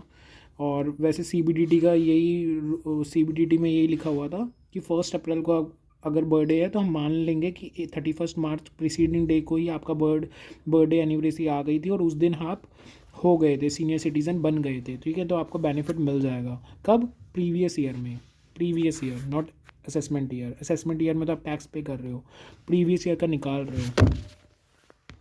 बस ये छोटी सी चीज़ थी, आगे बढ़ते हैं, ठीक है। यहाँ पर कुछ पढ़ना रहेगा, मैं देख लूँ पहले आपको यहाँ पर कुछ मैं पढ़ाना रहेगा कि नहीं। इस पेज में नहीं, यहाँ कुछ पढ़ाना ही रहेगा। मैं यहाँ पर बस स्पेशल टैक्स रेट गिवन है कि वो 112 किसकी है, लॉन्ग टर्म कैपिटल गेन की 20% टैक्स लगता है। 112 है आपकी है लॉन्ग टर्म कैपिटल, ये सारे हम है ना कैपिटल गेन चैप्टर में भी पढ़ेंगे बाय द वे। यहाँ पर मैं जल्दी जल्दी बता रहा हूँ, वहाँ पर मैं डिटेल में बताऊँगा।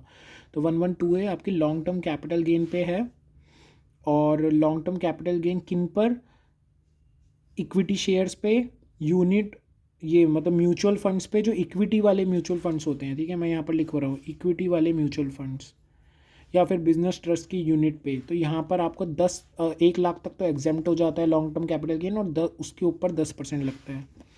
इसके अलावा 11AAA जो शॉर्ट टर्म कैपिटल गेन है, इन्हीं चीज़ों पे जो ऊपर पड़ी थी हमने, तो उस पर 15% लगता है। इसके अलावा जो आपकी ये है 115BB, आपकी लॉटरीज, पजल्स, इन पे आप जो भी जीतते हो, विनिंग करते हो, उस पर 30% लगता है। ऑनलाइन गेम्स में 30% लगता है। और अनएक्सप्लेन्ड मनी जो होता है उस पर मैंने आपको बताया था 60% टैक्स लगता है, फिक्स होता है। मतलब आपने कोई एक्सप्लेन नहीं किया, बाद में ईओ ने पकड़ लिया, ठीक है, आपने छुपाई अपनी इनकम, काला धन छुपाया, बाद में ईओ ने पकड़ लिया, तो आपको टैक्स लगेगा 60%। उसमें सरचार्ज 25% लगता ही लगता है, और HEC 4% लगता है। मतलब सरचार्ज लगेगा ही लगेगा 25%, तो टोटल टैक्स आपका 78% हो जाएगा। ऐसा मैं नहीं कह रहा, यहाँ नीचे सब कुछ लिखा हुआ है, ठीक है। जो भी ये जो 78% हो जाएगा ना, इस पे आपको कोई भी बेसिक एग्जम्पशन नहीं मिलेगा। जैसे होता है ना 2.5 लाख का, 3 लाख का, ये जो बेसिक एग्जम्पशन है ये नहीं मिलेगा। जितनी की भी आपकी इनकम पकड़ी गई है पूरे पे ही टैक्स लगेगा। इसके अलावा आपको कोई भी सेट ऑफ नहीं मिलेगा लॉस का। जैसे कि मान लो आपको कोई प्रीवियस ईयर का या फिर किसी और हेड में अगर लॉस है तो उसका भी कोई सेट ऑफ नहीं मिलेगा, तो ये याद रखना। इसके बाद यहाँ पर एक क्वेश्चन गिवन है, फर्स्ट इलस्ट्रेशन, जिसमें लिखा हुआ है कि आपकी टोटल इनकम अगर 16 लाख रुपए है तो आपका वो जो 16 लाख रुपए है वो आपको हाउस प्रॉपर्टी से है, ठीक है। और आपकी एज बता रखी है, तो 3 पार्ट्स में ये क्वेश्चन डिवाइड हो जाएगा और आपको अपनी टैक्स लाइबिलिटी बतानी है, ठीक है। और आपने क्या किया है, option to shift out, opt out from default tax regime, ये भी आपकी ओल्ड रिजीम के अकॉर्डिंग निकालना है। तो हमें एक और नाम मिल गया यहाँ पर इसका, ये देखो।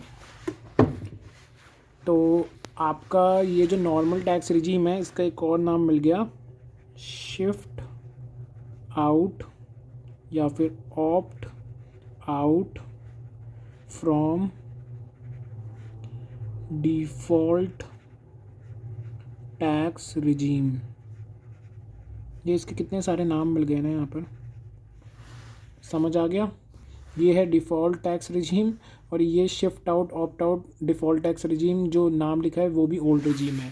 तो ओल्ड रिजीम के अकॉर्डिंग ये क्वेश्चन सॉल्व करना रहेगा। बहुत आसान है, मैंने किया था ये क्वेश्चन सॉल्व, कुछ भी नहीं है इस क्वेश्चन में। मैं बस इसका एक बार फर्स्ट पार्ट दिखा देता हूँ, इसकी प्रेजेंटेशन देख लेना। और एक बार मैं कहूँगा कि ये जो पूरा क्वेश्चन है आप लिख कर सॉल्व करें। अगर आप पूरा लिख के सॉल्व नहीं करना चाहते तो एक पार्ट ज़रूर लिख के सॉल्व करना, इसको पूरा लिखना। Computation of tax liability of mister Arun, age 52 years. अभी से आदत डालोगे तो पेपर में लिखा जाएगा स्पीड में। अभी से आदत नहीं डालोगे तो पेपर में आपको बाकी टीचर्स की वीडियोस देखनी पड़ेंगी कि पेपर लिखते कैसे हैं, और वो यही बताएंगे शॉर्ट में पेपर लिखिए, बड़ा मत लिखिए। अभी से प्रैक्टिस डालोगे तो पेपर में अपने आप लिख दोगे, बहुत जल्दी जल्दी लिख दोगे। टैक्स लाइबिलिटी फर्स्ट 2.5 लाख तक तो निल है, फिर 2.5 लाख से लेकर 5 लाख तक 5% ऑफ 2.5 लाख इतनी, फिर ऐसे से फिर बैलेंस 16 लाख माइनस 10 लाख 30%, फिर ये आ गया, इसमें सेस ऐड हो गया और टोटल टैक्स आ गया। बहुत इजी है, तीनों एज है। फिर 64 की ईयर्स की एज है, उसमें आपका 3 लाख तक का एग्जाम्प्ट होता है, और 83 की जो एज है वो 80 प्लस हो गई तो आपके 5 लाख तक का एग्जाम्प्ट होता है, ठीक है। बहुत इजीली आपका ये क्वेश्चन सॉल्व हो जाएगा। इसके बाद हम आगे बढ़ते हैं, सरचार्ज वाले टॉपिक पे आते हैं। देखो सरचार्ज में क्या होता है, पहले मैं आपको बता दूं। मैं आपको सरचार्ज के लिए एक बार सारांश पे ले चलता हूँ। सारांश में मैंने सरचार्ज का एक बहुत अच्छा पॉइंट देखा था, बेटर है आपको सरचार्ज वहाँ से ही बता दूँ।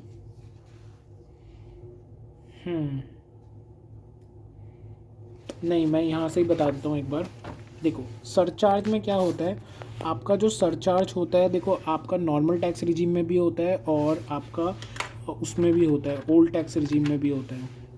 सॉरी मैं क्या बोल रहा हूँ, डिफ़ॉल्ट टैक्स रिजीम मतलब न्यू टैक्स रिजीम में भी होता है, और आपका उसमें भी होता है जो आपका नॉर्मल टैक्स रिजीम है मतलब ओल्ड रिजीम है, उसमें भी होता है। दोनों में सरचार्ज होता है। सरचार्ज होता क्या है, जो आपका टैक्स के ऊपर टैक्स लगता है, मतलब आप टैक्स तो निकाल चुके, टैक्स अभी तक हम इलस्ट्रेशन 1 में निकाल चुके थे, अब उसके ऊपर भी जो टैक्स लगता है उसको हम पढ़ रहे हैं।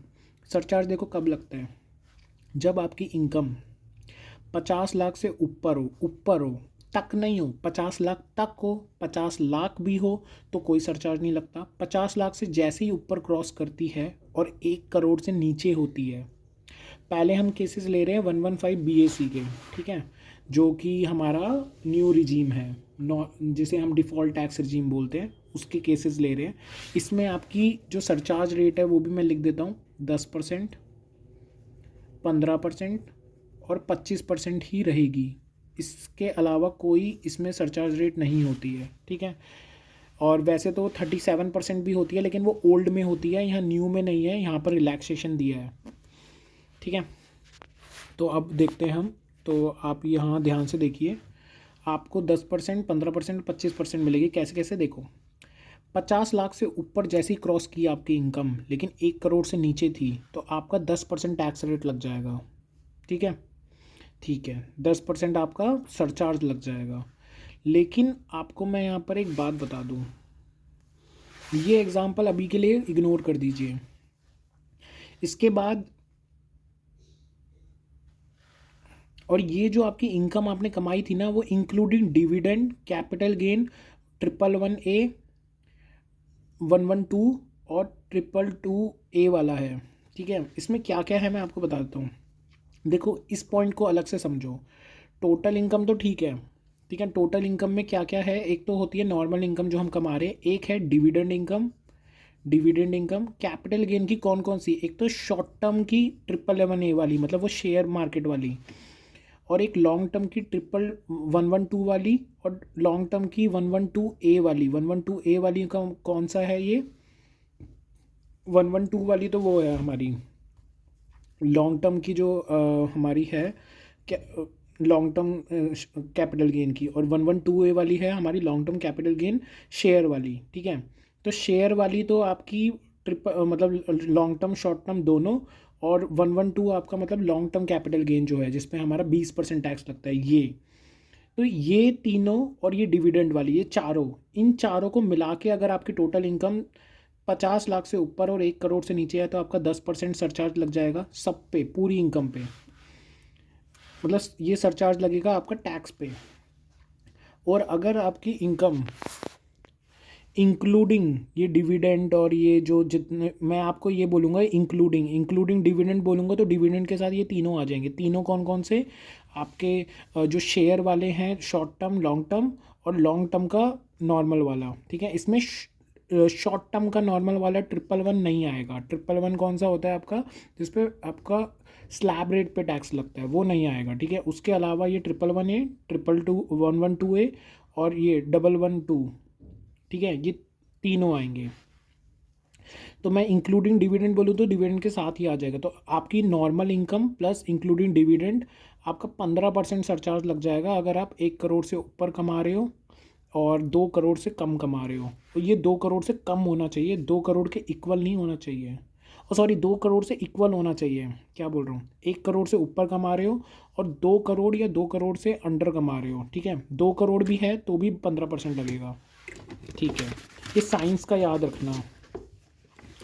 इसके बाद क्या होता है, हम जैसे ही 2 करोड़ से ऊपर टच करते हैं, अब ध्यान से सुनना, जब हमारी टोटल इनकम एक्सक्लूडिंग डिविडेंड, मतलब डिविडेंड वाला नहीं, बस नॉर्मल टोटल इनकम है, ये तीनों इनकम हमारी नहीं है, ये चारों इनकम हमारी नहीं है, और 2 करोड़ से ऊपर पहुंच गया तो 25% टैक्स लग जाता है। ठीक है, इसके अलावा अगर हमारी इनकम, मतलब हमारी जो इनकम है, टोटल इनकम है, और उसमें मतलब टोटल इनकम है वो 2 करोड़ से ऊपर पहुंच गई है, इंक्लूडिंग दिस इनकम, डिविडेंड वाली इनकम और ये तीनों, ये चारों अगर इनकम इंक्लूड करके हो रही है तो आपका 15% ही लगेगा। किस पे, इस पे, इस वाली इनकम पे, ये जो डिविडेंड और ये तीनों इनकम है। इसका मैं एक बार एग्जांपल ले लूँगा, आपको समझ आ जाएगा। इसके बाद अब डरिए मत, इसके बाद देखो, टोटल इनकम अगर आपकी इंक्लूडिंग डिविडेंड है, ये डिविडेंड और ये बाकी तीनों इनकम अगर 2 करोड़ से ऊपर है तो आपका 15% ही लगेगा। अगर आपकी ये जो दूसरी वाली इनकम है वो 2 करोड़ से नीचे नीचे है। अच्छा, ये नहीं इतनी आसानी से यहाँ पर समझ आएगा, इसको मैं वैसे ही समझा देता हूँ क्योंकि यहाँ पर थोड़ा सा हमें मुश्किल हो रहा है, तो मैं ना इसको लिख लिख कर ही समझा देता हूँ। एग्जाम्पल लेके समझाऊँगा तो कोई प्रॉब्लम नहीं आएगी। ठीक है, हम इसका एग्जाम्पल ही कोट कर लेते हैं, जस्ट वेट।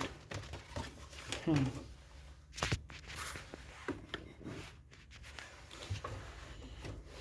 तो हम इसका एग्जाम्पल कोट करके इसको चलते हैं। 1 मिनट, ये ध्यान से देखो। आई थिंक आपको यहाँ पर सब कुछ दिख रहा है। अच्छा देखो, हम यहाँ पर लिख देते हैं सरचार्ज का, हम ये टॉपिक पढ़ रहे हैं। ठीक है, इसमें हम कुछ केसेस लेते हैं, और हम ये जो केसेस ले रहे हैं,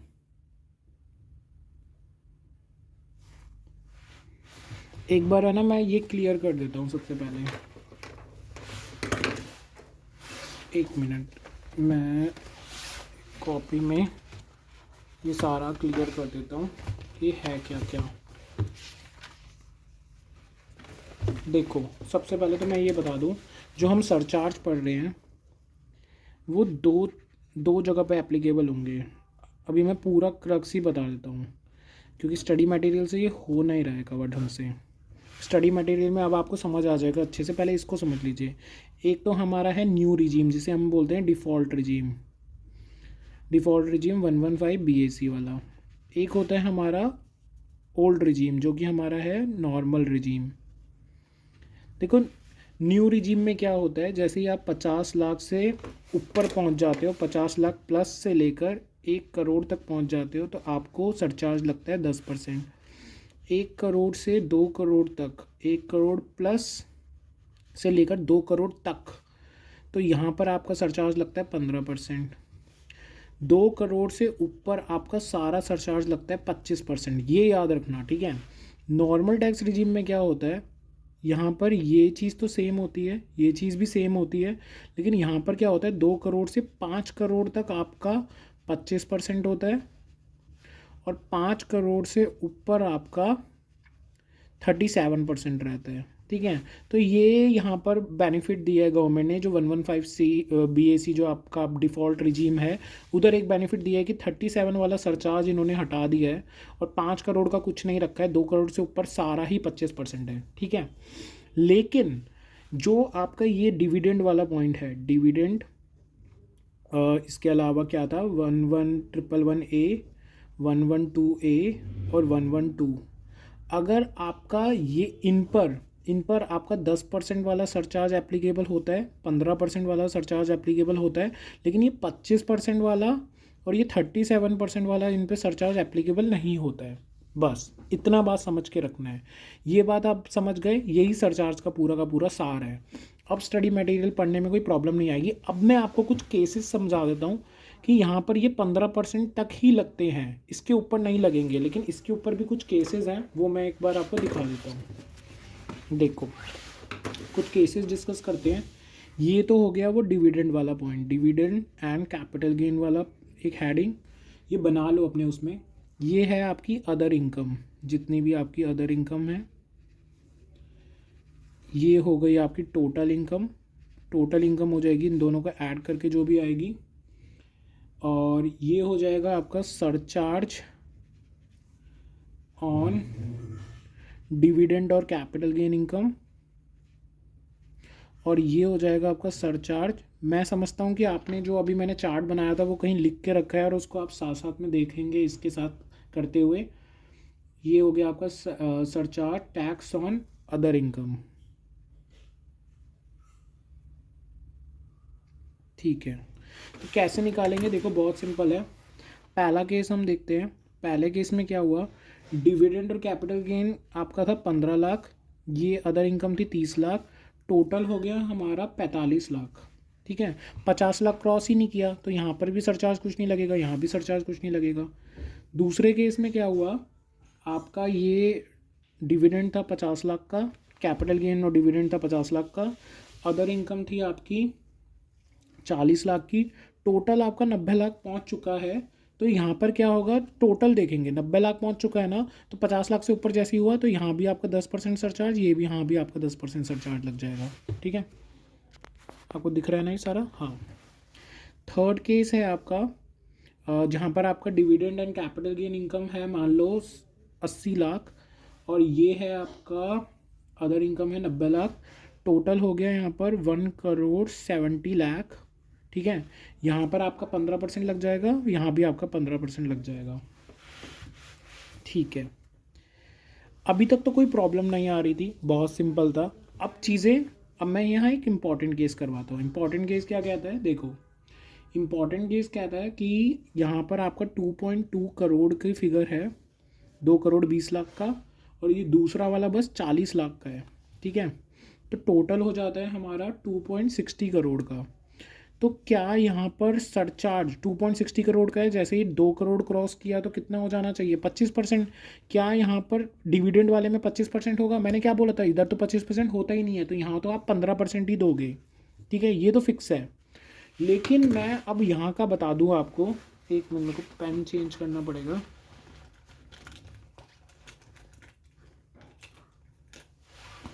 देखो यहाँ का मैं आपको केस बता दूँ, तो यहाँ पर क्या हुआ है, यहाँ पर आपका जो अदर इनकम है ना, वो तो असलियत में तो 40 लाख ही थी ना, वो खुद से तो क्रॉस नहीं कर रही थी ना 2 करोड़ से ऊपर। तो यहाँ पर आपका 15% ही रहेगा, 25% नहीं जाएगा, ठीक है। ये केस नोट कर लो, अभी आपको समझ आएगा और क्लैरिटी के साथ। फिफ्थ केस देखते हैं। 1 करोड़ आपकी डिविडेंड इनकम है, नॉर्मल इनकम है आपकी 2.5 करोड़, तो टोटल हो गई आपकी 3.5 करोड़। ठीक है, 3.5 करोड़ का क्या मतलब है, आपका 25% वाला स्लैब लगना चाहिए। ठीक है, 25% वाला स्लैब लगना चाहिए, तो आपका यहाँ पर कितना हो जाएगा, ये तो 15% ही रहेगी क्योंकि ये तो हमेशा फिक्स रहती है। लेकिन यहाँ पर कितना आएगा, यहाँ पर 25% आ जाएगा क्योंकि ये देखो खुद में 2 करोड़ क्रॉस कर चुका है। ये इंपॉर्टेंट था यहाँ पर। ठीक है, यहाँ पर ये इंपॉर्टेंट था। अब करते हैं एक मुश्किल केस, ये भी इम्पॉर्टेंट है वैसे। एक मुश्किल केस करते हैं। यहाँ पर क्या हुआ है, 3 करोड़ की है। ठीक है, और ये है 4 करोड़ का। अब है ना, हम उधर आ गए हैं, ये वाले केसेस बस ओल्ड टैक्स रिजीम पे ही फॉलो होंगे। न्यू वाले में तो 2 करोड़ से ऊपर तो बात ही खत्म हो जाती है। लेकिन यहाँ ओल्ड टैक्स रिजीम में तो याद है 5 करोड़ से ऊपर 37% है, तो ये ओल्ड टैक्स रिजीम के लिए मैंने एक लाइन बनाई है। तो यहाँ पर क्या हुआ, 3 करोड़ 4 करोड़ और ये टोटल हो गया 7 करोड़। ठीक है, तो 7 करोड़ आपकी टोटल हो गई। तो यहाँ पर ये सरचार्ज वाला हो गया आपका, ये तो हमेशा 15% ही रहेगा। ठीक है, लेकिन यहाँ पर ये जो है अदर इनकम, वो है आपकी है 4 करोड़। मतलब ये आपकी 2 करोड़ से एक्सीड कर रही है लेकिन 5 करोड़ के अंदर ही है, तो यहाँ पर 25% लगेगा। ये इंपॉर्टेंट था। बच्चे कहीं ये भी कर सकते हैं कि 7 करोड़ हो गया, 5 करोड़ से ऊपर है, यहाँ 37 लिख दिया, यहाँ 15 लिख दिया, नहीं। ठीक है, इसके बाद एक और पॉइंट बनाते हैं, ये इजी सा ही बनाते हैं। ये 3 करोड़ और ये 6 करोड़। ठीक है, और ये 9 करोड़ टोटल हो गया। तो ये तो आप इजीली बता सकते हो, ये तो हमेशा 15 ही रहेगा क्योंकि इसकी मैक्सिमम ही 15 है। और ये वाला हो जाएगा आपका 37।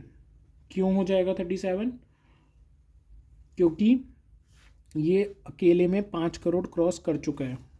ठीक है, अगर ये 5 करोड़ क्रॉस नहीं करता तो ये 37 नहीं होता। तो ये इसका इंडिविजुअल देखना है। ठीक है, अब आप मेरी बात समझ गए। ये जो मैंने आपको ये नोट्स बनवाए थे, इससे आप अच्छी तरह पूरे सरचार्ज को समझिए कि नॉर्मल टैक्स रिजीम में ये एक एक्स्ट्रा लगता है, डिफ़ॉल्ट में ऐसा नहीं होता है, बस 25 ही लास्ट होता है।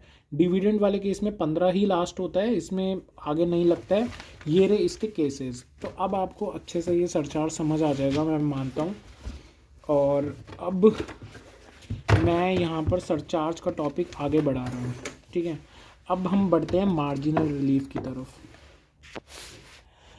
मार्जिनल रिलीफ एक बार है ना, ये सरचार्ज वाला टॉपिक अच्छे से पढ़ लेना स्टडी मैट से। इसका ये क्वेश्चन भी देख लेना। ये क्वेश्चन ना समझ आया तो कोई बात नहीं, मेरे वाले वो लिख लेना। वो जो मैंने लिखे हैं ना सारे एग्जांपल्स, वो इन्हीं से ही बने हैं, तो कोई ऐसा वो प्रॉब्लम नहीं है। मार्जिनल रिलीफ का कॉन्सेप्ट क्या होता है? देखो, मार्जिनल रिलीफ का कॉन्सेप्ट ये होता है, जैसे मान लो अभी मैंने ये पूरा सरचार्ज का आपको टॉपिक पढ़ाया। ठीक है, यहाँ पर मैं कर देता हूँ एक बार। देखो, मैंने सरचार्ज का पूरा टॉपिक पढ़ाया। मैंने कहा कि मेरी मान लो 50 लाख इनकम है। ठीक है, 50 लाख पे मैं कितना टैक्स दे रहा हूँ, फॉर एग्जांपल मैं बता रहा हूँ, 50 लाख पे मैं टैक्स दे रहा हूँ 30% मान लेते हैं। मैं ऐसे ही मतलब रैंडमली फिगर ले रहा हूँ, मैं कोई अभी टैक्स रेट नहीं कैलकुलेट कर रहा। एक मिनट, मेरा कैलसी का है। तो 50 लाख का हमारा 30% हो गया 15 लाख रुपए। लेकिन मैंने कहा मान लो मैं 51 लाख की इनकम कमाता हूँ, तो 51 लाख पे कितना हो गया मेरा, 51 लाख पे मेरा हो गया 30%, मान लो हो गया 15.3 लाख। मैंने कहा एक मिनट, इस पे सरचार्ज भी तो दो। मैंने कहा ठीक है, सरचार्ज भी ले लो। मैंने कहा सरचार्ज तुम लोगे इस पे मान लो 10%, तो इसके ऊपर टैक्स के ऊपर टैक्स लगता है, तो ये हो गया 1.53। तो टोटल टैक्स हो गया 15.3 प्लस 1.53, तो टोटल टैक्स हो गया 16.63। तो मैंने एक बार ध्यान से देखी, मैंने कहा यार यहाँ तो 50 लाख से बस 1 लाख ही मेरी इनकम बढ़ी है। ठीक है, यहाँ तो बस 1 लाख इनकम बढ़ी है, यहाँ मेरा टैक्स तो भैया 1.83 से बढ़ गया। तो इससे अच्छा तो मेरे को ये मत ही दो ना, 50 लाख से 1 लाख इनकम मैं क्यों ही लूँ जब मेरा टैक्स ही इतना ज़्यादा बढ़ रहा है। यार मेरा मतलब इनकम बढ़ रही है 1 लाख, लेकिन मेरा टैक्स बढ़ रहा है 1,83,000 से। मतलब मैं पागल हूँ क्या जो गवर्नमेंट से 1 लाख रुपए, मतलब इनकम में 1 लाख रुपए एक्स्ट्रा लूँ, सरचार्ज एक्स्ट्रा लगवाऊँ और फिर ये करूँ। तो उसके लिए एक मार्जिनल रिलीफ का एक टॉपिक आया और मार्जिनल रिलीफ ने ये बोला कि रुको रुको रुको, ऐसा नहीं है, तुम तो ऐसे लुट जाओगे। तो तुम ऐसा करो, तुम है ना जो भी ऊपर का छोटा सा अमाउंट होगा ना उसको तुम वैसे दे दो। ये एक बार मार्जिनल रिलीफ का मैं क्वेश्चन पे ही ले जा रहा हूँ। ठीक है, यहाँ पर आप बाद में इसमें देखोगे मार्जिनल रिलीफ के बारे में बता रखा है और फिर इसके ओल्ड टैक्स रिजीम में ये सरचार्ज के बारे में बता रखा है, फिर मार्जिनल रिलीफ के बारे में बता रखा है, फिर मार्जिनल रिलीफ का एक क्वेश्चन है, हम वही करते हैं। मैं मार्जिनल रिलीफ के क्वेश्चन पे ले जाता हूँ, 1 मिनट बस।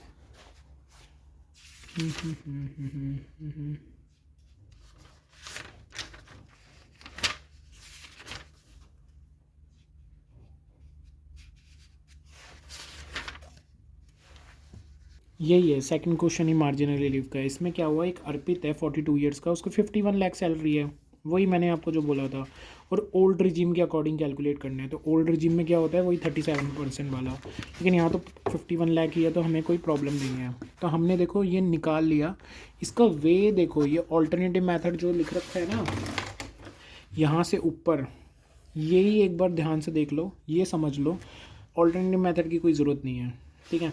अब ध्यान से देखो, 51 लाख की जो सैलरी थी उस पर मैंने ये ओल्ड रिजीम के हिसाब से निकाला टैक्स, जो कि आ गया मेरा 14,76,750, ठीक है। मैंने बोला अब ये जो वे है ना, इसको ध्यान से देख लो, इसको ऐसे ही लिखना पेपर में। एक बार मार्जिन रिलीफ का एक क्वेश्चन आया था, मेरा गलत हो गया था, प्रेजेंटेशन गलत हो गई थी, और उसकी वजह से आंसर ठीक था, बट प्रेजेंटेशन के भी मार्क्स होते हैं, और मेरा गलत हो गया था और मार्क्स कटे थे, बहुत दुख हुआ था। तो ये टैक्स आ गया आपका किस पे, 51 लाख पे। 51 लाख पे आपने टैक्स निकाल लिया। अब इस टैक्स में क्या करो, आप 50 लाख पे भी टैक्स निकाल लो। 50 लाख पे आपने टैक्स निकाल लिया, इतना आ गया।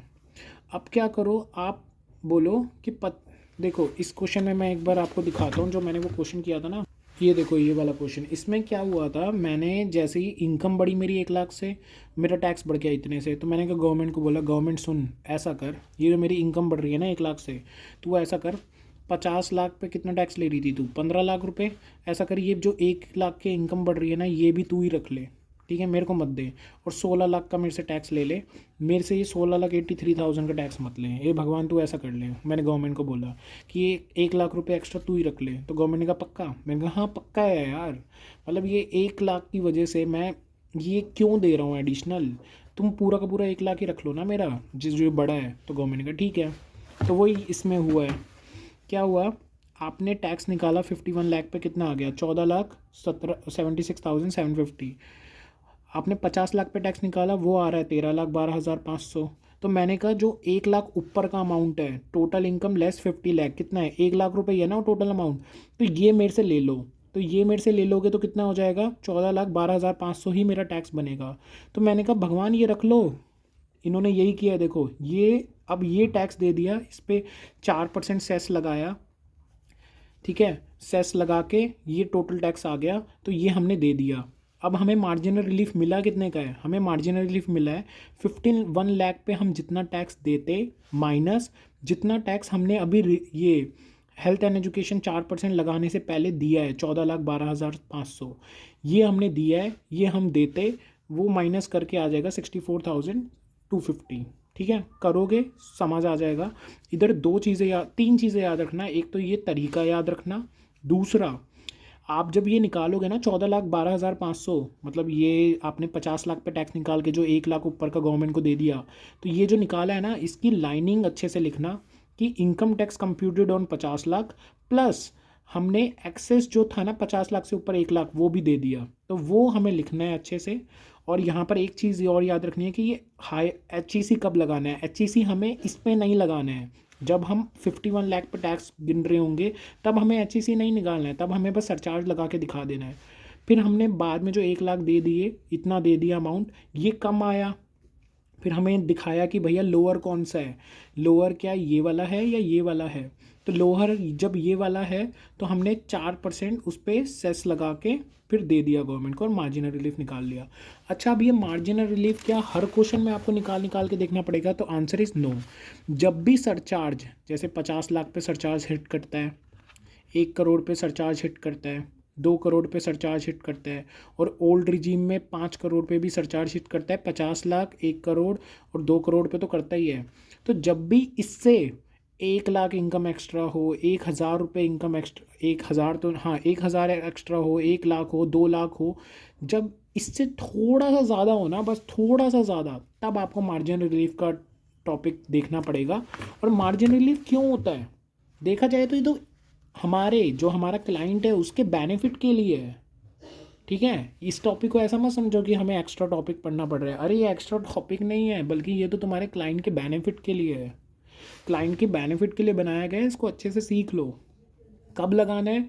जब भी आपका सरचार्ज आपकी जो लिमिट्स हैं उससे बस हल्का सा ऊपर हो, 1 लाख, 2 लाख, 1,000, 2,000, 10,000, 20,000, तब हल्का सा जब ऊपर हो तब ये देखना है। अब यहाँ पर ये थर्ड क्वेश्चन आपसे हो जाएगा। इसमें थर्ड क्वेश्चन में क्या है मैं बता दूँ, इसमें आपकी डिफ़ॉल्ट टैक्स रिजीम मतलब 115 BAC लग रही है और आपका ये है, तो आप इजीली निकाल लोगे। पहले आप टैक्स निकाल लोगे पूरा का पूरा, जैसे ये जो न्यू रिजीम के अकॉर्डिंग पूरा टैक्स निकल जाएगा, फिर वैसे ही पूरा का पूरा क्वेश्चन हो जाएगा जैसे हमने पहले किया था कि ऊपर का अमाउंट वो गवर्नमेंट को दे देंगे और ये पूरा ऐसे आ जाएगा और आपका ये मार्जिनल रिलीफ निकल जाएगा, ठीक है। ऑल्टरनेटिव मेथड देखने की ज़रूरत नहीं है, अलग वे से किया हुआ है, मतलब थोड़ा सा बस 1-2 स्टेप अलग है, ज़्यादा कुछ नहीं है, इतना कोई अलग नहीं है, बट ये वाला ईजी लगता है मुझे और ये ईजी है भी। फोर्थ वाला एक बार देख लें, ये मेरे को बहुत अच्छा क्वेश्चन लगता है और बहुत अच्छा लगता है, सच में बहुत अच्छा है भी। इसको हैंड रिटन प्रैक्टिस ज़रूर करें फोर्थ की, मैं ये कहूँगा तुम्हें, इसकी हैंड रिटन प्रैक्टिस ज़रूर ज़रूर ज़रूर करें, ठीक है। इसमें क्या हुआ कि एक 58 ईयर्स का बंदा है, ठीक है, 58 ईयर्स है तो 60 और 80 वाली तो कोई बात ही नहीं है। यहाँ पर 2,01,00,000 रुपये कमा रहा है, ठीक है। यहाँ पर सरचार्ज से बस थोड़ा सा ऊपर ही है हिट अमाउंट से, और यहाँ पर आपको ओल्ड रिजीम और न्यू रिजीम दोनों से निकालना है। यहाँ पर बोला है शिफ्ट आउट ऑफ 115 BAC और 115 BAC दोनों से नहीं सॉरी, इसमें ओल्ड में ही निकालना है। एक मिनट, इसमें मैं कंफ्यूज हो गया, ये वाला क्वेश्चन वो नहीं है, ये इजी है, आपको ओल्ड रिजीम से निकालना रहेगा। इसको शिफ्ट आउट सेक्शन 115 BAC इन्होंने लिख दिया, शिफ्ट आउट मैंने बताया था ना ओल्ड रिजीम है, तो ओल्ड रिजीम से आपको ये पूरा क्वेश्चन करना है। ये बहुत इजी क्वेश्चन है, ये कर लेना। वो जो मुश्किल वाला क्वेश्चन है ये रहा, मुश्किल नहीं है, ट्रिकी क्वेश्चन बोलूँगा मैं इसे, मतलब ट्रिकी नहीं, बस दिमाग लगाना है, एक बार कर लोगे फिर तो ये ट्रिकी रह ही नहीं जाएगा, बहुत ईजी है। फिफ्थ है इलस्ट्रेशन, इसमें क्या है लिखा हुआ है मोस्ट बेनिफिशियल मैनर। देखो कभी भी पेपर में जब भी मोस्ट बेनिफिशियल मैनर लिखा हो ना, तो समझ जाओ कि दोनों मेथड से करना है, 115 BAC से भी करना है और आपका नॉर्मल प्रोविज़न से भी करना है, दोनों से सॉल्व करना है। इसमें क्या था, 5,01,000 से एक्सीड हो गया था। अब देखो 5,01,000 से एक्सीड होते ही आपके दिमाग में आ जाना चाहिए कि ओल्ड रिजीम में तो वो 37% वाला है, लेकिन न्यू रिजीम में तो 2 करोड़ से ऊपर ही सारा 25% होता है, उसमें तो 5 करोड़ का कुछ है ही नहीं, तो यहाँ पर इसका केस नहीं बनेगा। तो हमने क्या किया, पहले तो हमने न्यू रिजीम से निकाला, मार्जिनल रिलीफ निकल गया, मतलब न्यू रिजीम से निकाला और मार्जिनल मतलब टैक्स लाइबिलिटी निकाल दी, ठीक है। हमने ये देख रहे थे, एक मिनट, इसमें मार्जिनल रिलीफ नहीं, हमने टैक्स लाइबिलिटी निकाल दी, इतनी टैक्स लाइबिलिटी आ गई, और हमने इसमें कोई भी मार्जिनल रिलीफ नहीं लगाया क्योंकि ये तो 2 करोड़ से बहुत ऊपर था, 5 करोड़ रुपए है, इधर कोई 37% वाला कोई कॉन्सेप्ट होता ही नहीं है, तो 5 करोड़ रुपए 2 करोड़ से तो पता नहीं कितना ऊपर है, तो यहाँ तो हमारा सरचार्ज लगेगा 25% और हमारा पूरा निकल जाएगा, कोई भी मार्जिन रिलीफ यहाँ नहीं लगेगा और आपका टोटल टैक्स आ जाएगा। उसके बाद क्या हुआ, हम आए ओल्ड रिजीम पे हम जैसे ही आए हमने देखा, हमने ओल्ड रिजीम के अकॉर्डिंग ये क्वेश्चन सॉल्व किया, क्योंकि इस बंदे की जो एज है वो 65 है, तो 3 लाख से ये क्वेश्चन स्टार्ट होगा, 3 लाख तक आपका कोई टैक्स नहीं होगा, 3 लाख से 5 लाख ऐसे करके हमने पूरा निकाला, और सरचार्ज के साथ जब हम निकाला तो ये आ गया। फिर हमने मार्जिनल रिलीफ का कॉन्सेप्ट लगाया और टोटल आ गया ये अमाउंट, ठीक है। जब हमने मार्जिनल रिलीफ लगाया फिर हमने बाद में देखा कि ज़्यादा बेनिफिशियल जो है वो हमारा पूरा वो वाला है, न्यू रिजीम वाला है, ठीक है। इसमें मार्जिनल रिलीफ लेने से भी कोई फ़ायदा नहीं हुआ क्योंकि यहाँ पर अमाउंट बहुत मतलब स्लैब बहुत हाई है, 37%, दैट्स वाई, ठीक है। तो ये क्वेश्चन एक बार कर लेना मार्जिनल रिलीफ का, ही बहुत आसान है। वैसे तो ये मार्जिनल रिलीफ भी पुराना ही इंटर का ही टॉपिक है, बट मैं चाहूँगा कि आप फाइनल में एक बार रिवाइज़ कर लें बिकॉज पेपर के लिए इम्पोर्टेंट है। इसके बाद firm LLP local authority 30% tax देती है, ठीक है। सरचार्ज जो आपका फर्म LLP और लोकल अथॉरिटी पे लगता है वो आपका 1 करोड़ से ऊपर ही 12% लग जाता है, यहाँ के लिए याद रख लेना। कंपनीज़ के लिए, कोऑपरेटिव सोसाइटीज़ के लिए अलग है, फर्म के लिए अलग है। फर्म का टैक्स रेट 30% है, सरचार्ज आपका 1 करोड़ से होते ही ऊपर एक्सीड 1 करोड़ है, 1 करोड़ तक नहीं, 1 करोड़ तक तो आपका कोई सरचार्ज लगेगा ही नहीं, 1 करोड़ से ऊपर होते ही आपका 12% लग जाएगा। मार्जिनल रिलीफ जो है आपको वो मिलेगा, जहाँ भी सरचार्ज की बात आएगी वहाँ मार्जिनल रिलीफ की भी बात आएगी ही आएगी। जैसे ही सरचार्ज आपका 1 करोड़ से ऊपर क्रॉस होगा तो आपको 1 करोड़ वाला फिगर याद रखना है कि 1 करोड़ से ऊपर हल्का सा भी 1 लाख, 10,000, 20,000, 2 लाख कुछ भी हो तो वो आपको ध्यान दे के चलना है। जो भी लोअर ऑफ टैक्स आएगा मार्जिन रिलीफ के अंदर या वो आपको देखना है, ठीक है। इसके बाद है कोऑपरेटिव सोसाइटी। देखिए कोऑपरेटिव सोसाइटी में क्या होता है, कोऑपरेटिव सोसाइटी में जो टैक्स रेट होती है वो क्या होती है, अप टू 10,000 आपका 10% होता है, 10,000 से 20,000 के अंदर आपका 20% टैक्स होता है, और आपका 20,000 से ऊपर आपका 30% टैक्स होता है। ये आप इतना याद रख लें। इसके बाद यहाँ पर लिखा हुआ है 115 BAE और BAD, ये किसको मिलता है, ये उन कोऑपरेटिव सोसाइटीज़ को मिलता है जो ये ऑप्ट करती हैं, मतलब ये एक तरीके से इनके लिए वो है, मतलब न्यू टैक्स रिजीम है। तो ये इसमें क्या होता है, देखो कोई भी अगर new manufacturing resident cooperative society है जो 1/4/2023 के बाद में कमेंस हुई है, ठीक है, और ये स्प्लिटिंग ऑफ बिजनेस से कमेंस नहीं होनी चाहिए, न्यू होनी चाहिए, न्यू होनी चाहिए, मैं दोबारा बोल रहा हूँ न्यू होनी चाहिए, कोई भी स्प्लिट अप से नहीं होनी चाहिए। स्प्लिट अप का मतलब क्या है, जैसे ए था उसके 2 टुकड़े हो गए बी और सी, तो वो नहीं होना चाहिए। बी नया नहीं है, ये नया ही होना चाहिए, इसके एसेट्स नहीं होने चाहिए, सब कुछ नया होना चाहिए।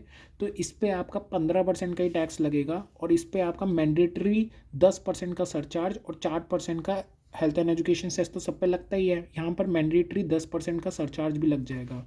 तो इसकी रेट याद रखें 15%।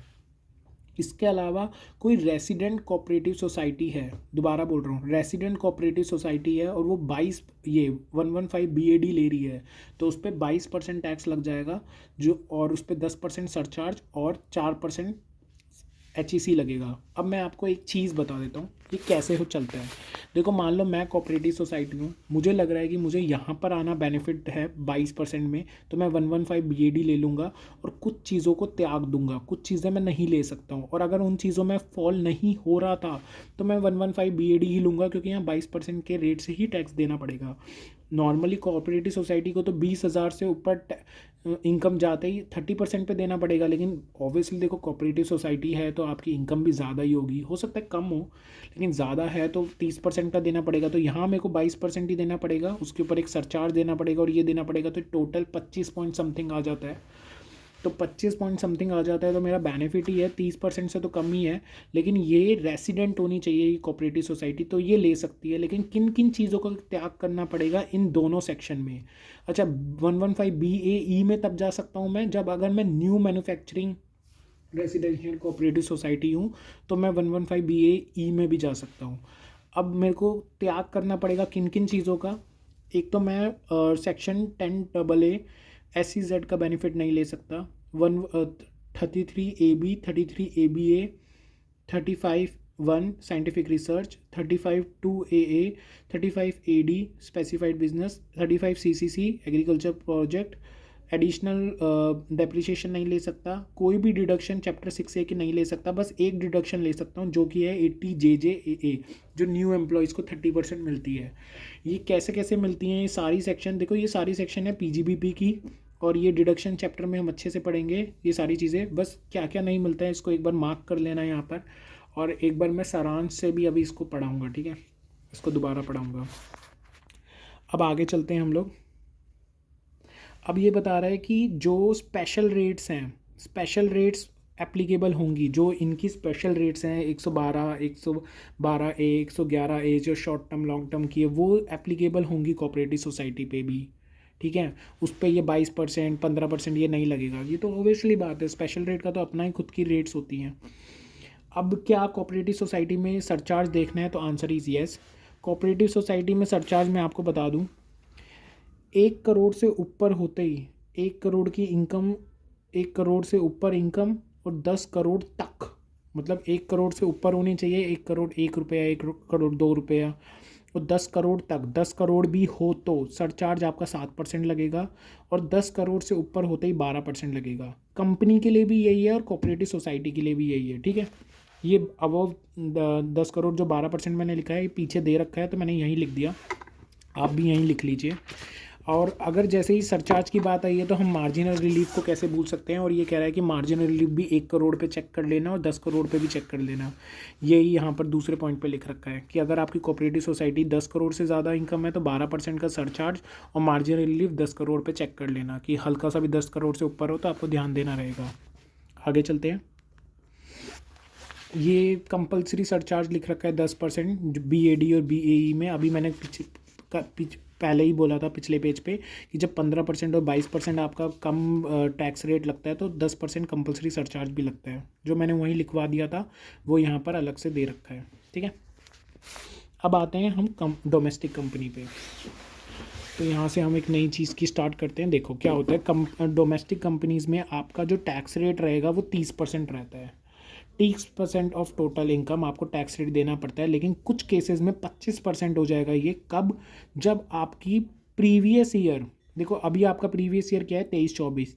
प्रीवियस, इससे पहले प्रीवियस ईयर क्या था, मतलब पिछले प्रीवियस ईयर से भी पहले वाला प्रीवियस ईयर क्या था, 22-23।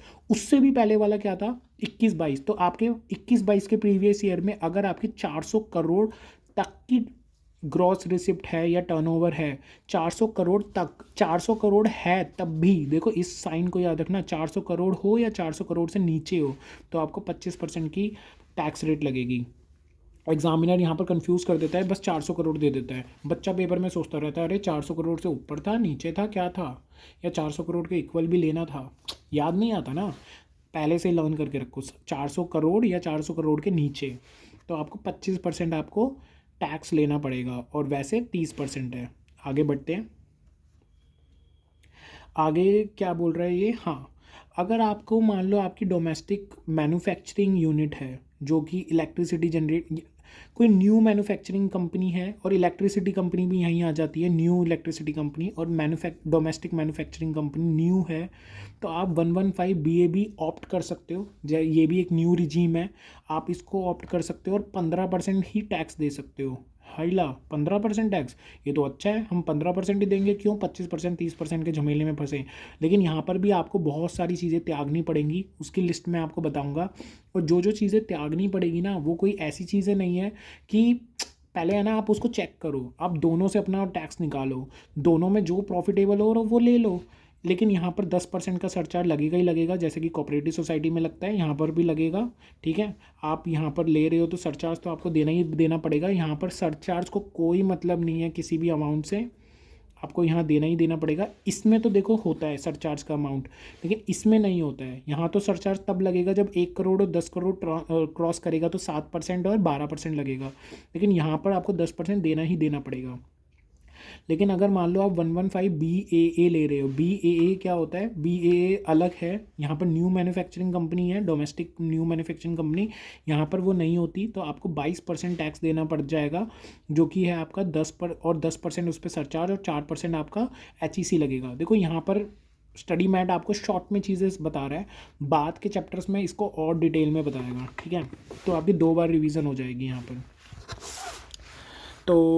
तो इसमें आपको क्या क्या छोड़ देना रहेगा, ये पूरा लिस्ट है। मैं एक बार इसको सारांश से पूरा कंप्लीट करवा दूंगा। वैसे तो वही लिस्ट था जो कि एक पर्सन में आता है, बट 2-4 चीज़ें एक्स्ट्रा ही हैं इसमें, तो वो मैं एक बार सारांश से कवर करवा दूंगा, ठीक है।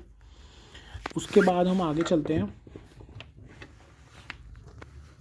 सरचार्ज के टॉपिक पे। तो सरचार्ज का जो टॉपिक है इस पे डोमेस्टिक कंपनी पे, वो वही कोऑपरेटिव सोसाइटी वाला ही है। 7% आपका लगता है 1 करोड़ से ऊपर, और 10 करोड़ से ऊपर आपका 12% लगता है। 1 करोड़ और 10 करोड़ पे आपको मार्जिन रिलीफ चेक करते रहना पड़ेगा, ठीक है। इसके बाद एक इलस्ट्रेशन दे रखा है इसमें, ये इसको सॉल्व कर लें। इसमें देखो प्रीवियस ईयर 21-22 में आपकी टर्नओवर 402 करोड़ दे रखी है, तो आपका 30% पे टैक्स लग जाएगा। ये एक बार मतलब ये ध्यान दे लेना पेपर में। इसके अलावा यहाँ पर इलस्ट्रेशन नंबर 7 है, इसको आप देख लेना, ये भी बहुत इजी है, तो मेरे को इसमें कुछ नहीं करवाना, बहुत इजी है, मतलब इतना कोई मुश्किल नहीं है, आप इजीली सॉल्व कर लोगे।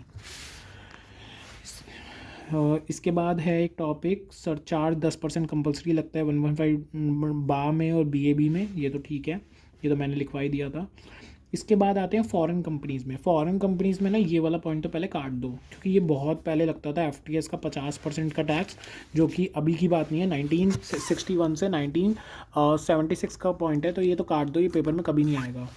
इसके अलावा यहाँ पर अदर इनकम, जो भी फॉरेन कंपनी होती है उसकी सारी इनकम पे, अदर इनकम पे आपका 40% का टैक्स लग जाता है। ठीक है, एक मिनट, हाँ, तो आपका 40% का टैक्स लग जाता है। सरचार्ज इसका वहाँ पर क्या था, डोमेस्टिक कंपनी का 7 और 12%। यहाँ पर भी 1 करोड़ और 10 करोड़ की इनकम पे ही है, लेकिन यहाँ पर 7 और 12% नहीं, यहाँ पर 2% और 5% है। ठीक है, यहाँ पर है, ये देखो 2% और 5%। और यहाँ पर भी आपको मार्जिनल रिलीफ के लिए 1 करोड़ और 10 करोड़ का लिमिट चेक करना पड़ेगा, कि उससे थोड़ा सा ऊपर हुआ तो मार्जिनल रिलीफ का कॉन्सेप्ट लग जाएगा। ठीक है, इसके बाद हम चलते हैं रिबेट पर। रिबेट कैसे मिलता है? देखो, रिबेट जो मिलता है ना, रेसिडेंट इंडिविजुअल को मिलता है। अब ध्यान से सुन लेना, आप अगर नए बच्चे हो, पहली बार इनकम टैक्स पढ़ रहे हो, मतलब अभी फाइनल में पहली बार हो, तो आपको ये टॉपिक अच्छे से समझ आएगा। लेकिन जो बच्चे पुराने हैं ना, मैं उनको यही बोलूँगा, एक बार पुराना सारा टॉपिक रिबेट का भूल जाओ और बिल्कुल फ्रेश माइंड से रिबेट सुनो। और मैं अब जो पढ़ा रहा हूँ ना, बिल्कुल ध्यान से सुनना। पहले मैं बात करूंगा 115 बीएससी की, मतलब न्यू रिजीम की, मतलब डिफ़ॉल्ट टैक्स रिजीम की। ठीक है, उसमें क्या होता है, अगर आपकी इनकम 7 लाख से ऊपर नहीं है तो आपका जो भी टैक्स बन रहा है या 25,000, which ever is less, minus हो जाएगा। मतलब आपकी 7 लाख तक की इनकम पे कोई टैक्स लगेगा ही नहीं, क्योंकि 7 लाख का अगर आप इनकम टैक्स निकालोगे ना न्यू रिजीम में, तो वो 25,000 ही आएगा। तो 7 लाख तक की इनकम का आपका कोई टैक्स नहीं लगेगा, बस इतना समझ लो। ठीक है, इसको करते कैसे हैं, इसकी प्रेजेंटेशन एक बार देख लो। यहाँ पर एक इलस्ट्रेशन दे रखा है, इलस्ट्रेशन नंबर 8, और इलस्ट्रेशन नंबर 8 में जो प्रेजेंटेशन दे रखी है वो एक बार देख लो, उससे आपको समझ आ जाएगा। 6,50,000 इसकी इनकम थी। 6,50,000 पे अगर हमने टैक्स निकाला तो 20,000 आ रहा था। तो रिबेट जो 87A के अंदर मिला है वो मिला है टैक्स पेबल, मतलब 20,000 और 25,000, विच एवर इज लोअर 20,000, तो नील आपकी टैक्स रेट हो गई। ठीक है, लेकिन यहाँ पर एक पॉइंट है, इसको स्टार मार्क कर लो, और ये अभी नया पॉइंट आया है, और वो क्या है, ध्यान से सुनना। अभी हम न्यू रिजीम की ही बात कर रहे हैं। अगर मान लो आप 7 लाख से एक्सीड करते हो, ये एक तरीके से, मैं इसको पीछे मैंने इसको नाम दिया है, ये एक तरीके से मार्जिनल रिलीफ का कॉन्सेप्ट है रिबेट के लिए, जो कि आज तक ज़िंदगी में नहीं था, अभी नया नया आया है। मार्जिनल रिलीफ ऑफ रिबेट किस केस में? न्यू रिजीम के केस में। जैसे ही 7 लाख से थोड़ा सा क्रॉस करता है तो आपको क्या करना है, स्टेप 1, जो भी आपकी टोटल इनकम है माइनस 7 लाख रुपए, जो भी अमाउंट आएगा। स्टेप 2, जो भी आपकी टोटल इनकम है उस पर आपको टैक्स निकाल देना है। ठीक है, टैक्स लाइबिलिटी निकाल देनी है टोटल इनकम पे। अगर आपका ये स्टेप 2 स्टेप 1 से बड़ा है तो आप इन दोनों को माइनस कर दीजिए, और जो भी डिफरेंस आएगा वो आपका रिबेट बन जाएगा। नहीं समझ आया? मैं समझाता हूँ, एक एग्जांपल लेके चलते हैं, जो इसमें एग्जांपल दे रखा है। अगर मान लो 7,15,000 रुपये किसी बंदे ने कमाए हैं, ठीक है, सैलरी में, और आपको न्यू रिजीम के अंदर, मतलब 115 बीएससी के अंदर उसको बताना है टैक्स कितना है। तो हम देखो, हमने पहले तो सबसे पहले तो क्या देखा कि एक तो 7 लाख तक ये एग्जेम्प्ट होता है, लेकिन ये 7 लाख, मतलब 7 लाख तक तो इसको रिबेट मिल जाता है, लेकिन ये तो 7 लाख है ही नहीं, ये तो 7 लाख से थोड़ा सा ऊपर है। तो क्या हम इसको ये नई तरीके से इसका टैक्स कैलकुलेट करें? तो देखते हैं। तो स्टेप 1 हमने क्या करा, 7,15,000 माइनस 7,15,000 अमाउंट आ गया। आगे बढ़ते हैं, और फिर दूसरा वाला है कि आपका जो टोटल इनकम है, मतलब 7,15,000 जो कमाया है इस बंदे ने, उस पर टैक्स निकाला तो वो आ गया 26,500। क्या ये जो 26,500 है, मतलब स्टेप 2, क्या वो स्टेप 1 के 15,000 से बड़ा है? Answer is yes. तो इन दोनों का डिफरेंस कितना है? वो है 11,500। अब ये रिबेट बन जाएगा 11,500। अब 26,500 में से जब 11,500 हम माइनस करेंगे तो 15,000 आता है दोस्तों, और 15,000 में अगर हम 4% ऐड कर देंगे, मतलब HEC, तो ये अमाउंट आ गया। तो ये एक नया कॉन्सेप्ट जुड़ा है, इसका ये क्वेश्चन कर लेना, आपको समझ आ जाएगा। बहुत इजी है बट बहुत ट्रिकी है, नया कॉन्सेप्ट है, पेपर में आने के चांसेस भी ज़्यादा है। ठीक है, अब बढ़ते हैं हम ओल्ड रिजीम की तरफ। ओल्ड रिजीम क्या कहता है? ओल्ड रिजीम कहता है अगर आपकी 5 लाख तक की इनकम है तो आप 12,500 को तक का रिबेट ले सकते हैं। मतलब 5 लाख तक की अगर इनकम है, मैं दूसरे शब्दों में कहूँ तो 5 लाख तक का आपका कोई टैक्स लगता ही नहीं है। कैसे नहीं लगता, तो यहाँ पर एक क्वेश्चन है, इस क्वेश्चन को आप देखेंगे तो आपको समझ आ जाएगा कि कोई टैक्स नहीं लगता है। कैसे? 47 ईयर्स की एक बंदे की एज थी, 4,15,000 रुपये वो कमाता है, जिस पर टैक्स बनता है 8250 का, और जो ये रिबेट 87A में मिलता है वो है 12,500 का। तो विच एवर इज़ लोअर, वो हो गया 8250, तो नील टैक्स लाइबिलिटी आ गई क्योंकि उसकी 5 लाख तक की ही सैलरी थी। ठीक है, तो इस तरीके से निकल गया। ये भी इजी था, टोटल इनकम उसकी 5 लाख तक की थी, ये रिबेट माइनस करके नील टैक्स लाइबिलिटी आ गई। ठीक है, यहाँ पर एक 2 पॉइंट्स हैं, इसको एक बार अच्छे से समझ लें। ये जो रिबेट अंडर सेक्शन 87A है ना, ये जो मिलता है ना, ये जो माइनस करते हैं, ये जो कर रहे हैं हमने, ये before adding health and education cess है। मतलब पहले रिबेट आएगा, हेल्थ एंड एजुकेशन तो लास्ट में आएगा। ठीक है, ठीक है। इसके बाद एक और पॉइंट है इसमें, जो रिबेट है ना ये 87A वाला, वो नहीं मिलेगा 10%। हाँ, ये नहीं मिलेगा 112A वाले को। मतलब जो लॉन्ग टर्म का आपका गेन हुआ है, कैपिटल गेन हुआ है शेयर मार्केट में, ये उस केस में आपको रिबेट नहीं मिलेगा 87A का, किसी में भी नहीं मिलेगा, न्यू रिजीम में भी नहीं मिलेगा, ओल्ड रिजीम में भी नहीं मिलेगा। ठीक है। अच्छा, 112A को कौन सा वाला सेक्शन होता है, कुछ बताओ उसके बारे में। ये 1 लाख तक की इनकम पे तो एग्जेम्प्ट होता है और उसके ऊपर 10% इस पर टैक्स लगता है। ठीक है, तो ये उस पर नहीं मिलेगा और सब पे मिल जाएगा ये रिबेट। बस ये था, मतलब उस वाले पॉइंट पे आपको टैक्स देना ही देना पड़ेगा। इसी के साथ ये चैप्टर वैसे तो ख़त्म हो जाता है, लेकिन इसमें कुछ 2 केस लॉ हैं, मैं वो बता दूं। इसमें केस लॉ है वो ये पूछ रहा है कि जो एक कंपनी है और एक दूसरी कंपनी है, एक कंपनी ने क्या किया, मशीनरी इस कंपनी को लेट दी, उस मशीनरी लेट की वजह से ना इसको डैमेजेस पे करने पड़े डिले की वजह से। क्या ये कैपिटल रिसिप्ट है या फिर ये रेवेन्यू रिसिप्ट है? तो आंसर इज़, ये कोई ऑर्डिनरी कोर्स ऑफ बिजनेस में तो हुआ नहीं है। ऐसा तो नहीं होता रहता ना कि भाई इस कंपनी का धंधा हो कि लोगों से मशीनरी लेनी है और क्या नाम है, मतलब ये ऑर्डिनरी कोर्स का आइटम नहीं है। ये तो आपने किसी से मशीनरी मांगी और उस बंदे ने मशीनरी बहुत लेट दी, उसकी वजह से आप ऑर्डर तैयार नहीं कर पाए, उसकी वजह से आपको बहुत लॉस हुआ अपने क्लाइंट्स का, तो आपने उससे डैमेजेस मांगे, उसने डैमेजेस पे किए, तो ये कैपिटल रिसिप्ट है क्योंकि ये ऑर्डिनरी कोर्स ऑफ बिजनेस में नहीं हो रखी है। अगर ये ऑर्डिनरी कोर्स होता तभी तो रेवेन्यू रिसिप्ट होती ना।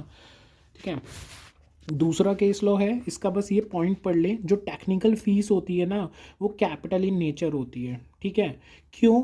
क्योंकि जब कोई भी टेक्निकल कोलैबोरेशन एग्रीमेंट होता है, वो जैसे ही टर्मिनेट होता है ना, तो हमारा जो जॉइंट वेंचर होता है ना वो भी एंड हो जाता है। एक बार इसको पढ़ लेना, आपको पूरा समझ आ जाएगा मैं क्या कहना चाहता हूँ। तो इतना याद रखें, टेक्निकल फीस जो होती है वो कैपिटल नेचर की होती है, क्योंकि कोई भी आपका टर्मिनेशन होता है कैपिटल कोलैबोरेशन का, तो वो जॉइंट वेंचर को भी ख़त्म कर देता है, जो भी आपने जॉइंट वेंचर बनाया था किसी भी काम के लिए। ठीक है, इसके बाद आपके ये टेस्ट योर नॉलेज के कुछ क्वेश्चंस आ जाते हैं, ये भी आप पढ़ लो, सारे के सारे केस स्टडी ही हैं एक तरीके से। जैसे मैं आपको पढ़ा देता हूँ जल्दी जल्दी। इसमें क्या है, मिस्टर जो भार्गव है ना वो एडवोकेट है, उन्होंने क्या किया, एक अपना ट्रस्ट बना रखा है। मैं आपको जल्दी जल्दी बता देता हूँ, आप पढ़ लेना।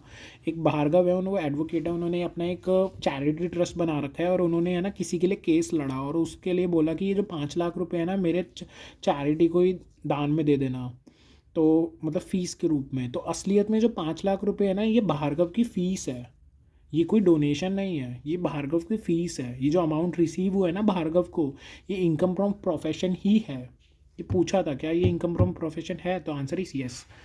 नेक्स्ट में देखते हैं हमने क्या किया। ओवर एक minute, XYZ running a sole proprietorship business, इसमें क्या हुआ, इन्होंने पे किया ओवरहेड चार्जेस 15,000।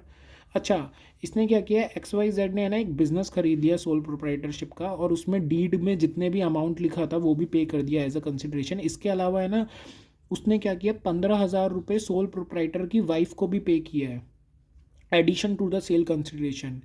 ये ओवर राइडिंग चार्जेस हैं, अलग से चार्जेस हैं। तो क्या ये जो ओवर राइडिंग चार्जेस हैं ये डाइवर्जन ऑफ इनकम है या एप्लीकेशन ऑफ इनकम है? Answer is this is application of income. ये किसी डीड वीड की वजह से नहीं हो रही है, एप्लीकेशन है, हम अपनी खुद की मर्जी से दे रहे हैं और ये उस एग्रीमेंट वो मतलब एक तरीके से जो सोल प्रोप्राइटरशिप हम खरीद रहे हैं ना उसकी कंसिडरेशन का ही पार्ट बनेगा। आंसर में लिखा भी होगा, हाँ एप्लीकेशन ऑफ इनकम लिखा हुआ है। ठीक है, आप पढ़ लेना एक बार, आपको पूरा समझ आ जाएगा। और इसके बाद थर्ड क्वेश्चन हम देखते हैं। थर्ड क्वेश्चन में क्या था? Third question is very easy. ये वही है जो मैंने आपको डाइवर्जन ऑफ इनकम का केस पढ़ाया था कि एक पार्टनरशिप फर्म थी, उसके 2 बच्चे थे, पत्नी मर जाने पे पत्नी को पैसे देने पड़े एंड वो, इसका जो आंसर है बहुत अच्छा है, बहुत इजीली आपको समझ आ जाएगा। उधर थोड़ा सा एग्जाम इलस्ट्रेशन में समझ नहीं आ रहा था, ठीक है, मैंने फिर भी हिंदी में बता ही दिया था। फोर्थ देख लेते हैं कि इसमें क्या लिखा हुआ है। ये वाला क्वेश्चन कैसा था? हाँ, कैन, अच्छा ये वाला क्वेश्चन भी बहुत इजी है, ये भी पढ़ लेना, इतना इंपॉर्टेंट नहीं है कि जो करता है वो मर जाता है तो फिर क्या होता है, वो सब कुछ आप पढ़ लेना, ये नॉर्मल क्वेश्चन है, ये पेपर का इतना पार्ट नहीं बनेगा। ये मैं पढ़ा देता हूँ, ये मेरे को अच्छा क्वेश्चन लगा।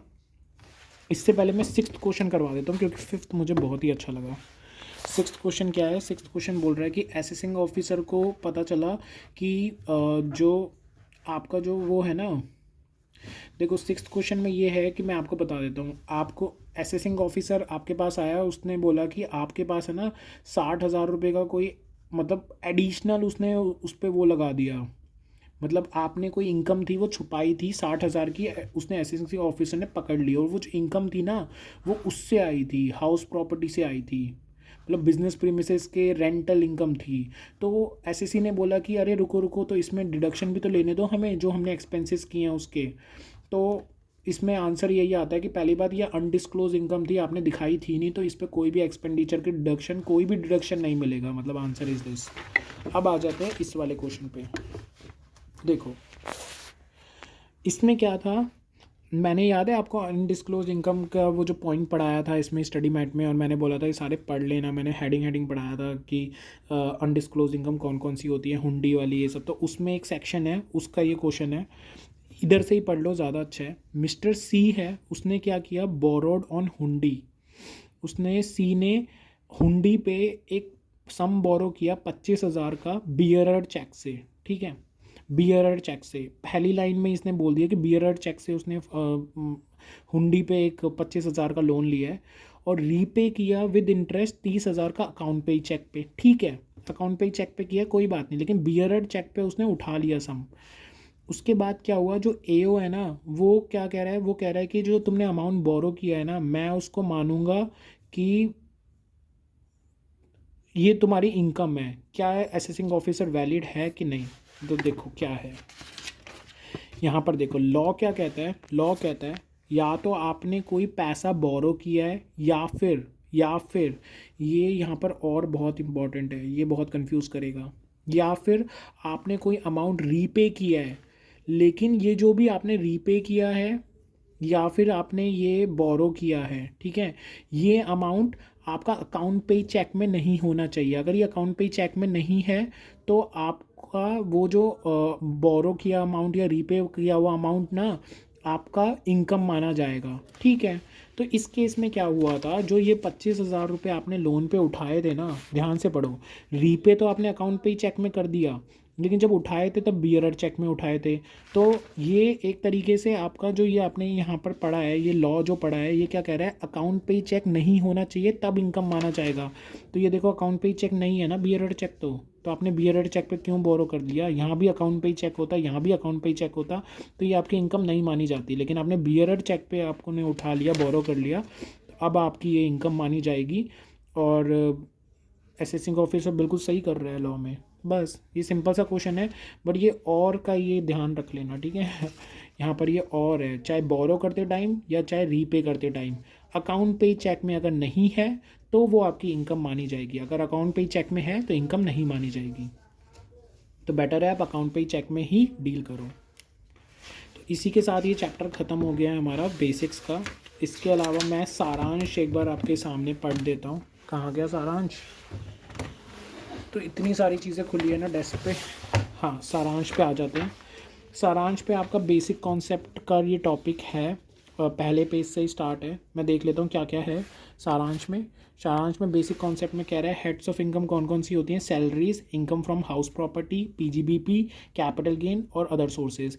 आपको इसी सीक्वेंस में पीजीबीपी का क्वेश्चन करना होता है, तो ये सीक्वेंस याद कर ले, पहले सैलरीज आता है, फिर हाउस प्रॉपर्टी आता है, फिर पीजीबीपी आता है, फोर्थ नंबर पे कैपिटल गेन आता है, फिर इनकम फ्रॉम अदर सोर्सेज आता है।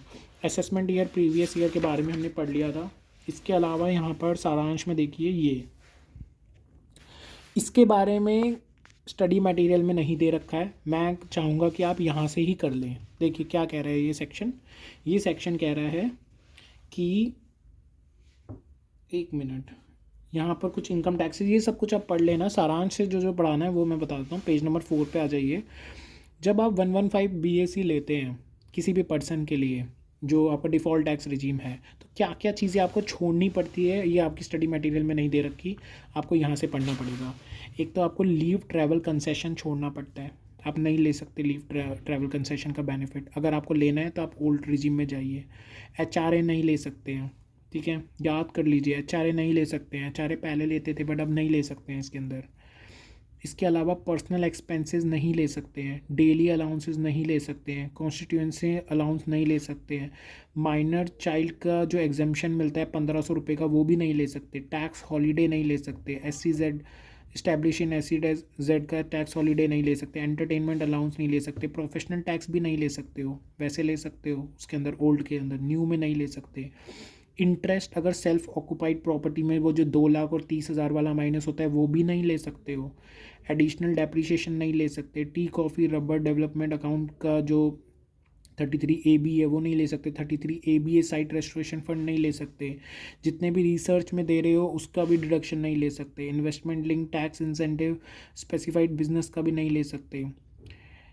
35CCC जो एग्रीकल्चर आपके प्रोजेक्ट है वो नहीं ले सकते। 80C से लेकर 80U तक कोई भी चैप्टर 6A की डिडक्शन नहीं ले सकते। सारी डिडक्शन आपकी माइनस हो जाती हैं। 80C की, 80D की, वो मेडिक्लेम, आपके लाइफ इंश्योरेंस, आपका वो NPS, आपका, मैं सारे पॉइंट बता रहा हूँ जो आपने आज तक सुने होंगे। आपके मतलब वो डोनेशन हो गए, आपके 80CCD हो गया, मतलब ये सारे के सारे नहीं मिलेंगे। बट कौन कौन सा मिल जाएगा आपको? NPS का कंट्रीब्यूशन अपने other than employer contribution toward NPS आपको मिल जाएगा, ठीक है। आपको अग्निपथ स्कीम C80CCH, मतलब सेंट्रल गवर्नमेंट की अग्निपथ स्कीम है, वो आपको मिल जाएगी।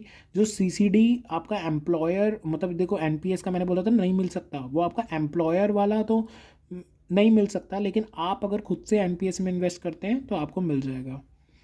इसके अलावा आपको 80JJAA न्यू एम्प्लॉयज़ का मिल जाएगा, ठीक है। तो इसको हम बाद में डिटेल में भी पढ़ेंगे अपना वो जो जब हम चैप्टर 6 की डिडक्शन पढ़ेंगे, ठीक है। बट ये वाली आप अपने क्लाइंट्स के लिए भी याद रख लो कि आप NPS का CCD2 का डिडक्शन ले सकते हो अगर आप खुद से कंट्रीब्यूट कर रहे हो, तो एम्प्लॉयर का कंट्रीब्यूशन नहीं आएगा यहाँ पर।